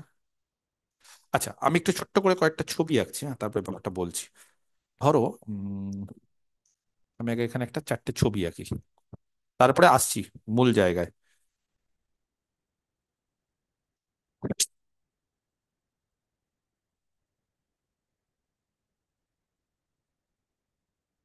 ওকে, এটা রিয়াল অ্যাক্সিস, রিয়াল জেড। এই কেউ দাগ দিবে না এখানে, ইনজামাউল, এখানে দাগ দেওয়া যাবে না, বোর্ডে কোনো রকম ভাবে তোমরা কিছু করো না, হ্যাঁ, এটা ইমাজিনারি জেড। আচ্ছা, নাম্বার ওয়ান, ধরো কিছু এক্সাম্পল দিচ্ছি। 1 নম্বর, ধরো আমি বললাম যে জেড হচ্ছে 1 + i। কেউ ছবি আঁকতে পারবে 1 + i কোথায়? তার মানে এক্স বরাবর বা রিয়াল বরাবর 1, বলো, হুম, ওয়ান। আর আর ইমাজিনারি বরাবর ইমাজিনারি বরাবর ওয়ান। 1। আচ্ছা, আরো ভালো জিনিস দিই, সব বাদ দাও, আরো ভালো জিনিস দিই, পরে আমি আসছি, আরো সুবিধা করে দিচ্ছি। ধরো আমি বললাম যে জেড হচ্ছে শুধু 1, এটাকে সাজাও না, 1 + 0i, বলতে পারবে জিরো কোন কোন জায়গায় থাকবে জেড? এক্স এক্স এক্স অ্যাক্সিসের রিয়েল উপর। এক্সিসের উপর। ধরো এইটা অ্যাক্সেসের উপর। 1, 0। তাহলে কেউ বলতে পারবে এর আর্গুমেন্ট কত হবে? জিরো। জিরো। প্রিন্সিপাল পাই আর্গুমেন্ট, জিরো আচ্ছা ডিগ্রি। প্রিন্সিপালটা চাইছি আমি। জিরো। প্রিন্সিপাল জিরো হবে। জিরো। প্রিন্সিপাল জিরো জিরো হবে। ডিগ্রি। যদি বলো কেন স্যার জিরো হবে, কারণ পরিষ্কার কথা, অরিজিন থেকে বা পোল থেকে এখানে একটা লাইন টানবো, সেই লাইনটা আর এই যে রিয়াল অ্যাক্সিস একই সাথে পড়ে গেছে, তাহলে তাদের মধ্যবর্তী অ্যাঙ্গেল 0 ডিগ্রি, একই সাথে সমপতিত, কোইন্সিডেন্ট। এবার যদি বলো স্যার ব্যাপারটা তো বুঝতে পারলাম, আর্গুমেন্ট জিরো, আচ্ছা ওয়ানের মডুলাস কে বলতে পারে? ওয়ান। ওয়ান। ওয়ান। ওয়ান। তাহলে দেখবে এই ওয়ান যেটা কমপ্লেক্স নাম্বার, তার পোলার ফর্ম কি হয় বলো? আর ইন্টু কস থিটা, থিটা বলো এখানে কত আছে? Zero. Zero plus plus I i sine zero. Sign theta. যদি বলো স্যার কি সাইন করে থিটা। লিখলেন এটা, এটা হচ্ছে পোলার ফর্ম। পোলার ফর্ম মানে যে কোনো কমপ্লেক্সের কার্টেসিয়ান ফর্ম, এটা ওয়ান, সেটা আর ইন্টু আর মানে হচ্ছে মড ওয়ান মানে ওয়ান, আর পোলার ফর্ম, পোলার মানে কস থিটা কত নিলাম? 0 প্লাস আই সাইন জিরো। 0। যদিও এটা প্রিন্সিপাল নিলাম, প্রিন্সিপাল নিলেও হয়। তার ফলে এই যে পোলার ফর্মটা সেটা স্যাটিসফাই করে গেল। কার্টেসিয়ান ফর্ম আর পোলার ফর্ম কিন্তু জাস্ট দুটো ফর্ম, জিনিস কিন্তু আলাদা না। তুমি যদি ভাবো স্যার জিনিসটা আলাদা, কার্টেসিয়ানের ক্ষেত্রে আলাদা আর পোলারের ক্ষেত্রে আলাদা, একদমই না। সবকিছু এক, জাস্ট ফর্মটাকে আলাদাভাবে লিখে। কার্টেসিয়ানের ক্ষেত্রে আমরা লিখি 1 + 0i, আর পোলারের ক্ষেত্রে লিখি 1 × cos θ plus i sine theta, এইভাবে লিখি, বা cos 0 plus i sine 0। Just ফর্মটা চেঞ্জ হয়ে যায়। একটা জায়গায় আমরা দুটো অ্যাক্সিস দিয়ে লিখি, এক্স আর ওয়াই, দুটো লেন্থ দিয়ে লিখি, আর একটা জায়গায় আমরা একটা লেন্থ আর একটা অ্যাঙ্গেল দিয়ে লিখি, এই হচ্ছে পার্থক্য। কে বলতে পারে -1, সেটাকে কিভাবে লেখা যায়? -1 plus 0i। 0 zero into r. -1-এর যদি ছবি আঁকি, -1, বুঝতে পারলে না? পাই। Negative x axis. এইবার কে বলতে পারে অ্যাঙ্গেল কত হবে? পাই। পাই পাই। হয়। কত হবে? পাই। পাই পাই। পাই হবে। হবে। হুম। যদি বলো স্যার আপনি অ্যাঙ্গেলটা এইভাবে মাপলেন না কেন? একই হবে তো। Anti clockwise. না না, অ্যান্টি একই হবে ক্লকওয়াইজ। না, একই হবে না। মাইনাস আমি পাই চলে আসবে। আবার প্রিন্সিপাল আবার প্রিন্সিপাল মাইনাস পাই চলে আর্গুমেন্ট আসবে। স্যার মাইনাস পাই মাইনাস থেকে পাই স্যার। নেওয়া যাবে না। হ্যাঁ, মানে মাইনাস। এই জায়গাটা একই হবে বলে ছেড়ে দিলে ইন্টারভিউ শেষ। আমি একটু একটু আগে নেগেটিভ বললাম মানে যে আমরা ক্লকওয়াইজ। যখনই অ্যান্টি ক্লকওয়াইজ নেবো, দেখো আমার হাত, আমার হাইলাইট, আমি অ্যান্টি ক্লকওয়াইজ, ঘড়ির কাঁটায় যে 1 2 3 4, এটা ঘড়ির কাঁটা ঘুরছে ঘুরছে ঘুরছে ঘুরছে, আমরা উল্টো, তখন এটা পজিটিভ। ঘড়ির কাঁটার বিপরীত দিকে হচ্ছে পজিটিভ, আর ঘড়ির কাঁটার দিকে নিচ্ছি, এটা দিকে নেগেটিভ, তার মানে এটা -পাই। এবার যদি বলো স্যার -পাই কেন নিলেন না, প্রিন্সিপাল আর্গুমেন্ট বড়। মাইনাস পাই মাইনাস এর পাই থেকে বড় থেকে। হবে। -পাই হবে? না। -পাই হতে পারে প্রিন্সিপাল আর্গুমেন্ট? হতে পারে না। তার জন্য আমরা কি করলাম, প্রিন্সিপালটা আমরা এইভাবে মাপলাম, অ্যান্টি ক্লকওয়াইজ, এটা উল্টো দিক না। উল্টো, ঘড়ির কাঁটার উল্টো দিক মানে এটা সঠিক দিক, এটাই হচ্ছে আসল দিক। বুঝতে পারা গেছে না বুঝতে পারোনি? বুঝতে পারা গেছে কেন আমরা এইভাবে নিলাম? তাহলে বুঝতে পারলাম না ঠিক কোনটা করে। বুঝতে পারলে না? স্যার ওই মাইনাস পাইটা কেন নেওয়া হলো না ওই যে -পাইটা এই কারণে নেওয়া হলো না, কারণ আমরা পরিষ্কার বলে দিচ্ছি থিটা -পাই থেকে বড় হতে হবে, ইকুয়াল হলে চলবে না। আচ্ছা স্যার, এটার কি কোনো কারণ ব্যাখ্যা করা যাবে যে না, এটা থিটার ডিফাইন, ভ্যালু? এটা ডিফাইন করেছে, ওইভাবেই ডিফাইন করা আছে, এটা ডেফিনেশন। হ্যাঁ, এটাকে কিন্তু আমি স্যার আমার ইচ্ছা। এমনি আর্গুমেন্টটা তো ধরলেন হচ্ছে 2k পাই প্লাস হচ্ছে না না না না, এটা এমনি না, ছোট হাতে লিখেছি মানে আমি এখানে প্রিন্সিপাল, আমি এখানে সব প্রিন্সিপাল, আমি আমি মানে নর্মাল আর্গুমেন্ট নিয়ে ভাবছি না। নর্মাল আর্গুমেন্টটা খুব সোজা, আমি প্রিন্সিপালটা নিয়ে বেশি ভাবছি। প্রিন্সিপালটা হচ্ছে আমরা সবসময় পায়ের মধ্যে রাখবো আর -পাইয়ের থেকে ছোট করবো। যদি এইভাবে মাপি তাহলে এটা -পাই হয়ে যাবে। -পাই রাখা যাবে না, -পাইয়ের থেকে কি করতে হবে? বড় কম। হতে হবে। তার ফলে একটা জিনিস খুব পরিষ্কার কি হলো, আমার কথাটা শোনো, সেটা হচ্ছে যখন ফার্স্ট কোয়াড্রেন্ট আর সেকেন্ড কোয়াড্রেন্টের পয়েন্ট থাকবে এটা এটা, তখন প্রিন্সিপাল আর্গুমেন্ট বের করতে গেলে এইভাবে। যদি বলো স্যার থার্ড কোয়াড্রেন্টের পয়েন্ট যদি থাকে, তাহলে তুমি এইভাবে বাড়াতে পারবে? আর কেন বাড়াতে পারবো না? ধরো এখানে একটা পয়েন্ট আছে, সাপোজ এখানে একটা পয়েন্ট আছে সাপোজ, তাহলে এটা জয়েন করলাম, জয়েন করার পর অ্যাঙ্গেলটা যদি মাপতে হয় তাহলে এখানে বাড়িয়ে দিব, বাড়িয়ে দিলে কি সমস্যা হবে? প্রিন্সিপাল আর্গুমেন্ট কত হয়ে যাবে তাহলে? বড় হয়ে প্রায় যাবে। বেশি হয়ে যাচ্ছে। পায়ের পায়ের থেকে বড় থেকে হয়ে বড় যাবে। হয়ে পাই যাবে। হয়ে যাবে। কিন্তু আমাদের লিমিটেশন আছে প্রিন্সিপাল আর্গুমেন্ট ম্যাক্সিমাম পাই হতে পারে। তখন আমরা কি করব, আমরা প্রিন্সিপাল আর্গুমেন্টটা তখন এইভাবে নেব, এবং এইভাবে নিলে তখন কি হবে, যতটাই হোক সেটা মাইনাস হবে, তবে -পাইয়ের থেকে ছোট হচ্ছে। বুঝতে পেরেছো? তার মানে ফার্স্ট কোয়াড্রেন্ট আর সেকেন্ড কোয়াড্রেন্টের ক্ষেত্রে আমরা প্রিন্সিপাল আর্গুমেন্ট কিভাবে মাপবো? Anti clockwise. আর থার্ড আর ফোর্থের ক্ষেত্রে প্রিন্সিপাল আর্গুমেন্ট কিভাবে মাপবো? ক্লকওয়াইজ। ক্লকওয়াইজ। এবার যদি বলো স্যার এই পয়েন্টটা কি করে মাপবো, এটা পজিটিভ দিকে মাপবো, কারণ পাই অবধি হতে পারে। কারণ এইভাবে যদি মাপো না তাহলে -পাই হতে পারে, -পাই কিন্তু হয় না। সেই জন্য আমরা যখন সেকেন্ড কোয়াড্রেন্টের বা এই অ্যাক্সিসের উপর থাকে, নেগেটিভ অ্যাক্সিসের উপর, তখন কিন্তু আমরা ওপর দিক থেকে বা অ্যান্টি ক্লকওয়াইজ, ক্লকওয়াইজ যাবো না। বোঝা গেছে? ক্লিয়ার? এবার এইটাকে যদি বলি তাহলে পোলার ফর্মে সাজাও -1টাকে, বলো তাহলে -1 এর মডুলাস কত? 1। 1। আর আর হচ্ছে 1, তার মানে -1 এর মডুলাস +1। আর কস, এবার আর্গুমেন্ট বলো। Pi pi cos pi plus i sine plus i sine pi. এবার যারা অনেকে বুঝতে পারছো না তাদেরকে বলে রাখি, কস পাই মানে -1, সাইন পাই মানে 0, তার মানে -1ই হচ্ছে। বুঝতে পেরেছি? একই জিনিস, জাস্ট ফর্মটা আলাদা, একটা পোলার একটা কার্টেসিয়ান, আর কিছু না। এবার i, Z equal to i, কে বলতে পারে? এর কার্টেসিয়ান ফর্ম করতে হবে 1 আই। 0 × 0 + 1i। এবার বলো ঝট করে, আর্গুমেন্ট অফ জেড আই এর ক্ষেত্রে আই পাই কোথায় বাই থাকবে? টু ঠিক পাই বলছে। By pi two by two হবে। আই মানে, পাই বাই টু আই মানে এই যে দেখো আঁকছি 0, 1, বলো 0, 1 কত দূর? পারফেক্ট। π/2। পাই বাই টু তাহলে এইগুলো যদি ছবি আঁকো তাহলেই পরিষ্কার হয়ে যায়। তাহলে আই কে লিখবো, আই এর মডুলাস কেউ জানো? মড আই কত হয়? ওয়ান 1। এই যে √0² + √1²। তোমরাই তো বললে স্যার x² + y² রুট, তাহলে 0 আর 1 এর রুট স্কোয়ার করে দাও, তাহলে 1। তার সাথে কস, এবার আর্গুমেন্ট কত? Pi by two. Plus sine π/2। Cos π/2 মান কে বলতে পারে? 0। সাইন π/2 1, তাহলে আলটিমেটলি এটা কত হয়? ডান সাইডে কত হয়? I I I I. অন্য কিছু হবে? আই তো আই থাকবে, আই তো আর হাতের মাথায় কোনো কিছু হবে না, যা ছিল তাই। কে বলতে পারে -i? এটা যদি বলতে পারো তাহলে বুঝবো যে হ্যাঁ, যারা যারা জানো না শিখে পাই গেছো। By two minus minus pi by minus two i মানে হচ্ছে, এই হচ্ছে -i, 0 + -1 × i, তাহলে 0, -1। তাহলে অ্যাঙ্গেল কিভাবে মাপবো? এইভাবে নাকি?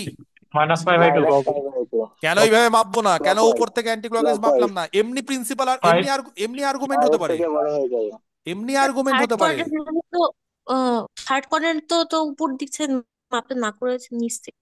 উপর দিক থেকে না করেছি কেন? উপর দিক থেকে করলে পায়ের বেশি, প্রিন্সিপাল ক্ষেত্রে পায়ের বেশি। তো এমনি এমনি হ্যাঁ, আর্গুমেন্ট নিলে যেটা ইচ্ছা করতে পারে, বেশি এমনি হয়ে যাবে, নিচ এমনি থেকে আর্গুমেন্ট নিলে যেটা ইচ্ছা করতে পারে, কিন্তু প্রিন্সিপাল বলে আমরা কি ক্লকওয়াইজ নিব? করতে হবে। ক্লকওয়াইজ। এবার ক্লকওয়াইজ এটা π/2, কিন্তু তুমি যেহেতু ক্লকওয়াইজ ক্লকওয়াইজ করলে তোমার ডিরেকশন মাইনাস নেগেটিভ দিকে হলো, এটাকে বলে পজিটিভ দিকের ডিরেকশন। ক্লকওয়াইজ এর উল্টো, অ্যান্টি ক্লকওয়াইজ আমরা পজিটিভ ধরি, আমরা এটাকে রাইট হ্যান্ড সাইড ধরি এইভাবে, আর এইটা হচ্ছে লেফট হ্যান্ড সাইড। ঠিক আছে? তাহলে এইটা হয়ে যাবে -π/2। যদি বলো স্যার তাহলে জিনিসটা কি দাঁড়ালো? -i, বলো তাহলে মডুলাস 1 কস -π/2 প্লাস সাইন -π/2। যারা জানে তারা জানে কস -π/2 আর কস π/2 একই, হুম তার ফলে এটা cos 0। -π/2 cos π/2 একই, minus cos of pi by sine minus, একে। একদম cos of -θ R cos of +θ একই, তার ফলে এটা হুম কি হয়ে যাবে? এটা একই 0 হবে, প্লাস 0 প্লাস, আর এইটা হয়ে cos π/2 যাবে minus minus minus, sine π/2 i sine. তাহলে -i। বোঝা গেছে? ক্লিয়ার? একদম পরিষ্কার কি একদম পরিষ্কার না? তাহলে বলছে একটা ফর্মুলা আছে, সেই ফর্মুলাটা আমি ছোট্ট করে বলে দিই আজকে লাস্টে। সেই ফর্মুলা দিয়ে নেক্সট দিন কিছু অঙ্ক করাবো, আজকে জাস্ট আমি একটু বলে দিচ্ছি। ধরো লেট জেড যদি এক্স প্লাস আই ওয়াই হয়, আরো অনেক কিছু শেখা বাকি আছে, সব শেখাবো, কারণ এই জিনিসটা ছাত্রছাত্রীদের দিকে আমি একটু সমস্যা হয়, মানে এটা আমি খুব ধীরে ধীরে বোঝাবো এবং ভালো করে বোঝাবো, চিন্তা নেই। তাহলে আর্গুমেন্ট অফ জেড, সেইটা বলছে tan−1 y/x। এইটা হচ্ছে আর্গুমেন্ট, প্রিন্সিপাল, কিন্তু এখানে সব প্রিন্সিপালের সূত্র শেখাচ্ছি। নর্মাল আর্গুমেন্ট নিয়ে আমার মাথা ব্যথা নেই, tan−1 করলেই হয়ে যায়। প্রিন্সিপাল হচ্ছে আমার মাথা ব্যথা।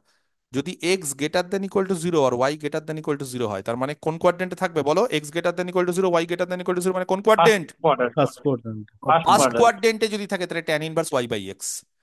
বলছে যদি ফার্স্ট কোয়াড্রেন্টের জায়গায় সেকেন্ড কোয়াড্রেন্টে থাকে না, তাহলে pi minus tan−1 mod of y/x। Second কোয়াড্রেন্টকে কিভাবে বোঝাবো? X negative, minus x negative y y greater than positive equal to x negative y greater than equal to 0। যদি বলো স্যার থার্ড কোয়াড্রেন্টে থাকবে, এক্স নেগেটিভ ওয়াই নেগেটিভ কি করে বোঝাবো? -π প্লাস tan ইনভার্স মড অফ। যদি বলো স্যার মড কেন নিচ্ছেন, যেহেতু এক্স আর ওয়াই এখানে নেগেটিভ পজিটিভ হতে পারে, তো মড নিয়ে নিচ্ছি, ঠিক আছে। আর ফোর্থ কোয়াড্রেন্টে যদি কেউ থাকে, ফোর্থ কোয়াড্রেন্ট মানে তো x greater minus than tan equal to inverse হয়। 0 আর y less than 0। X greater than equal to 0, এই যে x greater than equal to 0 y negative, ঠিক আছে। তখন বলছে এটা হয়ে যাবে minus, tan inverse mod y/x। এই চারটে ফর্মুলা যদি মনে রাখতে পারো, যদি বাই চান্স কোনোদিন ছবি আঁকতে পারলে না, তাহলে এই চারটে দিয়ে হয়ে যাবে। যদি বলো স্যার একটু বুঝিয়ে দিন ফর্মুলাগুলো কি করে, চারটে কি বোঝালেন আপনি, তাহলে আমি জাস্ট ফর্মুলাগুলো দিচ্ছি এবং দেখো সব কিছু ক্লিয়ার হয়ে যাবে। 1 + i, সবার আগে বলো এক্স আর ওয়াই কত? 1 1।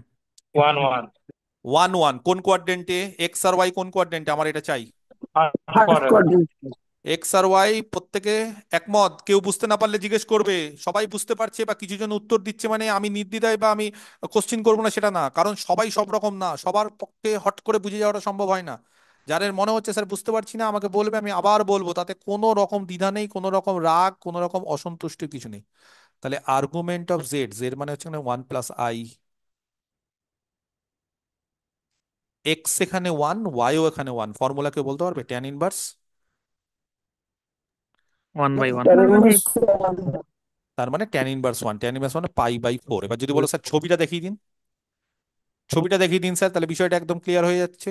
ছবি দেখবে 1,1 মানে কোথায় হবে বলো? 1 1, তাহলে এইটা হবে 1 + i, যেটাকে আমরা 1,1 বলছি। বলো 1,1 রিয়াল জেড এর সঙ্গে কত অ্যাঙ্গেল করবে? 5/4। একদম π/4, 45 ডিগ্রি। বোঝা গেছে? এইটা হচ্ছে ব্যাপার, আর কিছুই না। আর ফর্মুলাটা কি করলাম? প্রথম ফর্মুলাটা ইউজ করলাম। কেন? কারণ এইটা যেহেতু ফার্স্ট কোয়াড্রেন্টে আছে, প্রথম ফর্মুলা। এবার দেখো -1 + i কোথায় আছে বলো? এক্স আর ওয়াই, ঝট করে বলো, সেকেন্ড এক্স কত কোয়াড্রেন্ট, ওয়াই কত? Second quadrant. Second quadrant. কি করে বলছো সেকেন্ড কোয়াড্রেন্টে? -1 আর +1, তার মানে এটা হচ্ছে -1 + i, যেটাকে আমরা -1,1 বলি। এই হচ্ছে পয়েন্টটা। তাহলে এটা সেকেন্ড কোয়াড্রেন্টে। তাহলে ঝট করে বলো -1 + i, এটার ফর্মুলা সেকেন্ড কোয়াড্রেন্টে থাকলে pi minus tan tan inverse inverse mod, mod দেবো কিন্তু, মানে -1 আর তার মানে এক্স কত? এক্স -1, ওয়াইও -1, কিন্তু মড দেবো। মড দেওয়া মানে আলটিমেটলি 1 1ই হবে। 1ই হবে। তাহলে π - tan−1, ঝট করে বলো। 3/4 5/4 হবে। পাই π/4, 3/4 π - π/4, ঝট করে বলো। 55/4 3π/4। দেখবে, দেখবে এটা, দেখো দেখিয়ে দিচ্ছি। এই যে এটা যদি -1,i হয়, তাহলে বলো এবার অ্যাঙ্গেল মাপবো, মাপছি। এখান থেকে শুরু করলাম π/2, আর তারপর আবার কত? আরেকটু কত? পাই। কেউ ছবি দেখে বলে, কেউ আমি যে ফর্মুলাটা বলে দিলাম সেই ফর্মুলা দেখে বলে, যেটা ইচ্ছা করতে পারো। এটা তোমার চয়েস, তুমি কিভাবে করবে। এইবার আরেকটু এগিয়ে যাই, -1 - i, কে বলতে পারে এক্স আর ওয়াই কত এবং কোন কোয়াড্রেন্টে? Third third quadrant. Quadrant. -1 quadrant, third quadrant. Third quadrant, -1 -i। -1 এই সমস্ত জায়গায় আছে অ্যাঙ্গেল। তাহলে কি হবে? পায়ের থেকে তো বড় হতে পারবে না। এবার কিভাবে মাপবো? -y + tan clockwise, inverse এবার π/4। নিচ দিক থেকে clockwise, মাপবো, ছবি বলছে নিচ দিক থেকে মাপবো, আর আমাদের ক্যালকুলেশন কি বলছে? ফর্মুলা -π পাই + tan inverse. tan inverse 1/1 y/x, মানে mod মড, y/x। যাই হোক, এটা মড না দিলে অনেক সময় চলে, আমি মড দিয়ে বলে দিলাম। তার মানে -π + tan ইনভার্স 1, কে বলতে পারে? -3/4 হবে। -3π/4। -3π/4। যদি বলো কেন স্যার মাইনাস হলো, কারণ এইটা হচ্ছে -π/2 আর তার সঙ্গে -π/4, -π/2 আর তার সঙ্গে -π/4, বোঝা যাচ্ছে? এই এইটার যে, ক্ষেত্রে ক্লকওয়াইজ মাপা হলো। না হলে পায়ের থেকে বেড়ে যাবে তো, তুমি দেখো না, সৌভিক বুঝতে পারছে না। পায়ের থেকে বেড়ে যাবে, প্রিন্সিপাল হবে না। তুমি যদি সত্যি বলো বুঝতে পারছি এমনি না করবো আমি, তাহলে হবে। এইগুলো আমার সত্যি প্রবলেম। কেন প্রবলেম? আমি শিখিয়ে দিচ্ছি, তারপর আবার প্রবলেম? আমি তো বলে দিলাম এই অবধি টানবে, সেকেন্ড কোয়াড্রেন্ট মানে এই অবধি টানবে, তারপর নিচ দিয়ে হাত ঘোরাতে পারবে না, হাত ঘোরাও নিচে, এই হুম। অবধি বাস, স্টপ। এর থেকে ভালোভাবে আর কেউ বোঝাতে পারবে না, স্টপ। এইবার কি করবো? এবার নিচ থেকে, হ্যাঁ ওইটাই এর তো। বাইরে থার্ড কোয়াড্রেন্ট হলে তুমি এই বাইরে আসবে না। লক্ষণ রেখা বোঝো? লক্ষণ রেখা টেনে দিয়েছি, তুমি এর বাইরে আর যেতে পারবে না। এবার তুমি কি করবে? যেতে হবেই, তোমাকে বলে দিয়েছি, তুমি এইভাবে যেতে পারো না, তাহলে তুমি কিভাবে যাবে? অন্য পথে যাবে, হুম। যাও অন্য পথে। ওকে, 1 - i, দেখি কে বলতে পারে কোন কোয়াড্রেন্ট। 4th quadrant, কি করে বলছো 1 ফোর্থ - i? কোয়াড্রেন্ট। 1, -1, তাহলে -5/4। 1, -1, ফোর্থ কোয়াড্রেন্ট। এই যে দেখো, x greater than equal to 0 কিন্তু ওয়াই নেগেটিভ। হ্যাঁ, তাহলে কে বলতে পারে দেন? বোঝা যাচ্ছে? এমনি ছবি দেখেই বোঝা যায় এগুলো না, অর্ধেক জিনিস যারা অভিজ্ঞ হয়ে যায় তারা ছবি দেখে বুঝতে পারে, বলে স্যার এইটা তো দেখবেন, এই যে π/4 হবে, এটা π/4 হবে। কিন্তু -π/4। মাইনাস হ্যাঁ, কিন্তু কোন দিকে π/4 হবে? -5/4। এটা ক্লকওয়াইজ π/4, কিন্তু কোন দিকে? ক্লকওয়াইজ। তাহলে ক্লকওয়াইজ মানে কি হবে clockwise, তখন? নেগেটিভ। নেগেটিভ। তাহলে clockwise তখন minus negative, মডুলাস π/4, কিন্তু অ্যাঙ্গেল -π/4, কারণ এখানে ভেক্টর মানে দিক, দিক মানে হচ্ছে উল্টো হয়ে যায়। তাহলে এখানে কত হবে? ট্যান clockwise ইনভার্স, negative, হ্যাঁ ক্লকওয়াইজই নেগেটিভ। ঠিক আছে, তাহলে 1 আর এখানে -1, তার মানে আলটিমেটলি মড আছে মানে এটা -tan−1, তার মানে -π/4। তাহলে দেখো, সবই কিন্তু প্রিন্সিপাল আর্গুমেন্ট। এবং লক্ষ্য করো, এই যে চারখানা প্রিন্সিপাল আর্গুমেন্ট বের করলাম, একটাও কিন্তু পাইকে ক্রস করে গেল না, আর -π থেকে কিন্তু ছোট হলো না। বুঝে গেছে? ক্লিয়ার কি ক্লিয়ার না? বিষয়টা কি একদম ক্লিয়ার হয়ে গেল কি হলো না? তাহলে আচ্ছা এইভাবে স্যার, আমরা, হ্যাঁ বলো। আচ্ছা আমরা যখন নেগেটিভ অ্যাঙ্গেল নিচ্ছি, হুম, নেগেটিভ অ্যাঙ্গেল মানেই তো ক্লকওয়াইজ, তাই তো? একদম, ইয়েস। তাহলে ওটা বলার সময় কি আমাকে ক্লকওয়াইজ নেগেটিভ বলতে লাগবে, না শুধু জাস্ট নেগেটিভ না, বললেই শুধু হবে? নেগেটিভ, শুধু নেগেটিভ মানে ক্লকওয়াইজ। দেখো, আমরা মানে এইটাকে বলে রাইট হ্যান্ড সাইড, এইটাকে বলে রাইট হ্যান্ড সাইড বা পজিটিভ দিক বা অ্যান্টি ক্লকওয়াইজ একই। অ্যান্টি, দেখো বইতে অনেক সময় থাকে রাইট হ্যান্ড সাইড বা হুম। পজিটিভ অ্যাঙ্গেল বা অ্যান্টি ক্লকওয়াইজ একই। আর এইটা হচ্ছে নেগেটিভ দিক বা লেফট হ্যান্ড সাইড বা কি ক্লকওয়াইজ। আর স্যার, হ্যাঁ, আমার আমার কাউন্টার কোশ্চেন ক্লকওয়াইজ। হচ্ছে স্যার, হচ্ছে ওই ক্লকওয়াইজ নেগেটিভ যেটা বলছি, এই হুম। কথাটা কি ঠিক কথা না মানে? না, ও বলবে বলবে এটা -π/4, ব্যাস। -π/4 মানে নেগেটিভ, নেগেটিভ π/4, তার মানে ক্লকওয়াইজ π/4। 5/4, ওকে ঠিক ক্লকওয়াইজ আছে। মাইনাস কেন বলতে হবে? ক্লকওয়াইজ মানেই তো আলটিমেটলি তুমি মাইনাস নিয়ে নিয়েছো না। হ্যাঁ হ্যাঁ স্যার, ওটাই কোশ্চেন ছিল। ক্লকওয়াইজ পাই বাই ঠিক ফোর আছে। ওকে, ঠিক আছে। ক্লিয়ার? পরিষ্কার হলো কি পরিষ্কার হলো না? তাহলে মোটামুটি বোঝা গেল। নেক্সট দিন আমরা আরো কিছু অঙ্ক করব এই ফর্মুলাটা ইউজ করে।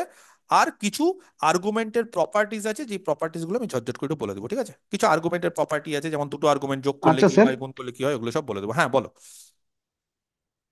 স্যার আপনি যে চারটে যেটা এখানে লিখেছেন, চারটে হুম, কোয়াড্রেন্টের যে চারটে এক্সাম্পল দিয়েছেন, হুম, ধরুন স্যার ফার্স্ট যে এক্সাম্পলটা দিয়েছেন হুম, 1 + i, হুম, এটাকে যদি স্যার আমি ধরুন স্যার যে দুটো যদি মনে রাখতে পারি, তাহলে স্যার অটোমেটিকলি বাকি দুটো বেরিয়ে যাবে, কারণ স্যার হুম, মিরর হুম, হুম। ইমেজ যেটা আপনি হ্যাঁ হ্যাঁ, বেরিয়ে কনসেপ্টে যায়, বেরিয়ে বললেন, যায়, বেরিয়ে যায়। মাইনাস তখন তো অ্যাপ্লাই করে দিলে তো স্যার হয়ে যাবে ইজিলি। হুম, হুম, হুম, হুম, হুম। এটা যে ফার্স্ট কোয়ার্টার, এটা ফোর্থ কোয়ার্টার, তাহলে এটা যেটা হবে এটা তার উল্টোটা হয়ে যাবে। হ্যাঁ, তখন তো স্যার মাইনাস দিয়ে দেবো।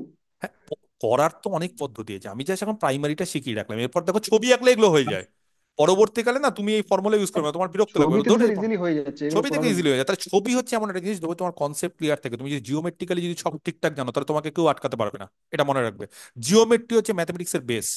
জিওমেট্রিক্যালি যারা জানে, হ্যাঁ, তবে একটা ড্রব্যাক আছে যে 3D বা 4D আমরা আঁকতে পারি না, কিন্তু এখানে তো 2D ইজিলি আঁকতে পারবো। সেই কারণে কোনো অসুবিধা নেই। যদি মনে হয় ফর্মুলা মুখস্থ রাখবো না স্যার, তাও হয়ে যায়, ও সময় মনে রেখে দেয়। এই অবধি স্যার পাই, এটা হচ্ছে নর্মালটা, থিটাটা। এইটা হচ্ছে পাই-থিটাটা, যে পাই মাইনাস করে, এটা হচ্ছে মাইনাস পাই এর সঙ্গে এটা যোগ করবো, আর এটা হচ্ছে মাইনাস পাই, -থিটা, ব্যাস এই হচ্ছে ব্যাপার। ঠিক আছে, যাই হোক, আজকে তাহলে এই অবধি থাক। নেক্সট দিন আমরা এরপর থেকে শুরু করব, আরো কিছু এক্সাম্পল ডিসকাস করব, কিছু আর্গুমেন্টের প্রপার্টি দেবো, তারপর কমপ্লেক্সের কিছু অঙ্ক করব। মোটামুটি থিওরিটিক্যাল জিনিসপত্র আলোচনা করলাম, খালি একটা জিনিসই বাকি থেকে গেল। সেটা হচ্ছে এই আর্গুমেন্টে, যেটা আর্গুমেন্ট বললাম, তার কিছু রিলেশন আছে, দুটো আর্গুমেন্টের যোগফল, গুণফল, এই সমস্ত কিছু আছে, সেগুলো আমরা একটু ডিটেলসে বলবো। তারপরে কমপ্লেক্স নাম্বারের রুট শুরু করব, এই হচ্ছে পাওয়া যাবে বিষয়। তো নাকি? হ্যাঁ বলো, হ্যাঁ হ্যাঁ বলো, কেউ বলো, কি বলছো? স্যার বলছি পিডিএফ গুলো পিডিএফ আমি থাকবে তো গ্রুপে এগুলোর পাঠিয়ে না? দেবো, আমার কথা শোনো। পিডিএফ হচ্ছে আমি গ্রুপে পাঠিয়ে দেবো, প্রত্যেকটা গ্রুপে। তারপর যখন সমস্ত লেকচারগুলো শেষ হয়ে যাবে, ধরো কমপ্লেক্সের সাপোজ 10টা লেকচার শেষ হয়ে গেলে ফুল পিডিএফটা আমি আমার গ্রুপের ডেসক্রিপশনে গুগল ড্রাইভে দিয়ে দিব, ফুল পিডিএফ। আর এখন আমি এমনি গ্রুপে একটা করে পাঠিয়ে, বা আমি গুগল ড্রাইভেও দিয়ে দিচ্ছি, কোনো অসুবিধা নেই, তোমাদের যেহেতু নিউ ব্যাচ তোমাদের দিয়ে দিচ্ছি। আর নর্মালি আমি পিডিএফটা ইয়ে করি, আর আমার অ্যাপের মাধ্যমে আমার অ্যাপের মাধ্যমে সমস্ত ভিডিওস গুলো দেওয়া যাওয়া হবে। ইন্ট্রোডাকশন ক্লাসটা যারা ব্যাচ 8-এ পড়ছো তারা দেখে নাও, আমি কি বলেছি সেই অনুসারে কাজটা করে দাও, আমি তোমাদেরকে সব অ্যাড করে দিয়ে ভিডিওস গুলো সব দিয়ে দিবো, ঠিক আছে? ওকে। স্যার, স্যার, হ্যাঁ আজকে বলো। ক্লাস আজকে দিয়ে দিবেন, আপলোড করে হ্যাঁ দিবেন হ্যাঁ এই হ্যাঁ ক্লাস? হ্যাঁ হ্যাঁ, কিছুক্ষণের মধ্যে আপলোড হয়ে যাবে, বা স্যার, কিছুক্ষণ, হ্যাঁ বলো। স্যার পিডিএফ এ আপনি যেগুলো বোর্ডে লেখাচ্ছেন সেগুলোই থাকবে? এই তো এইটাই।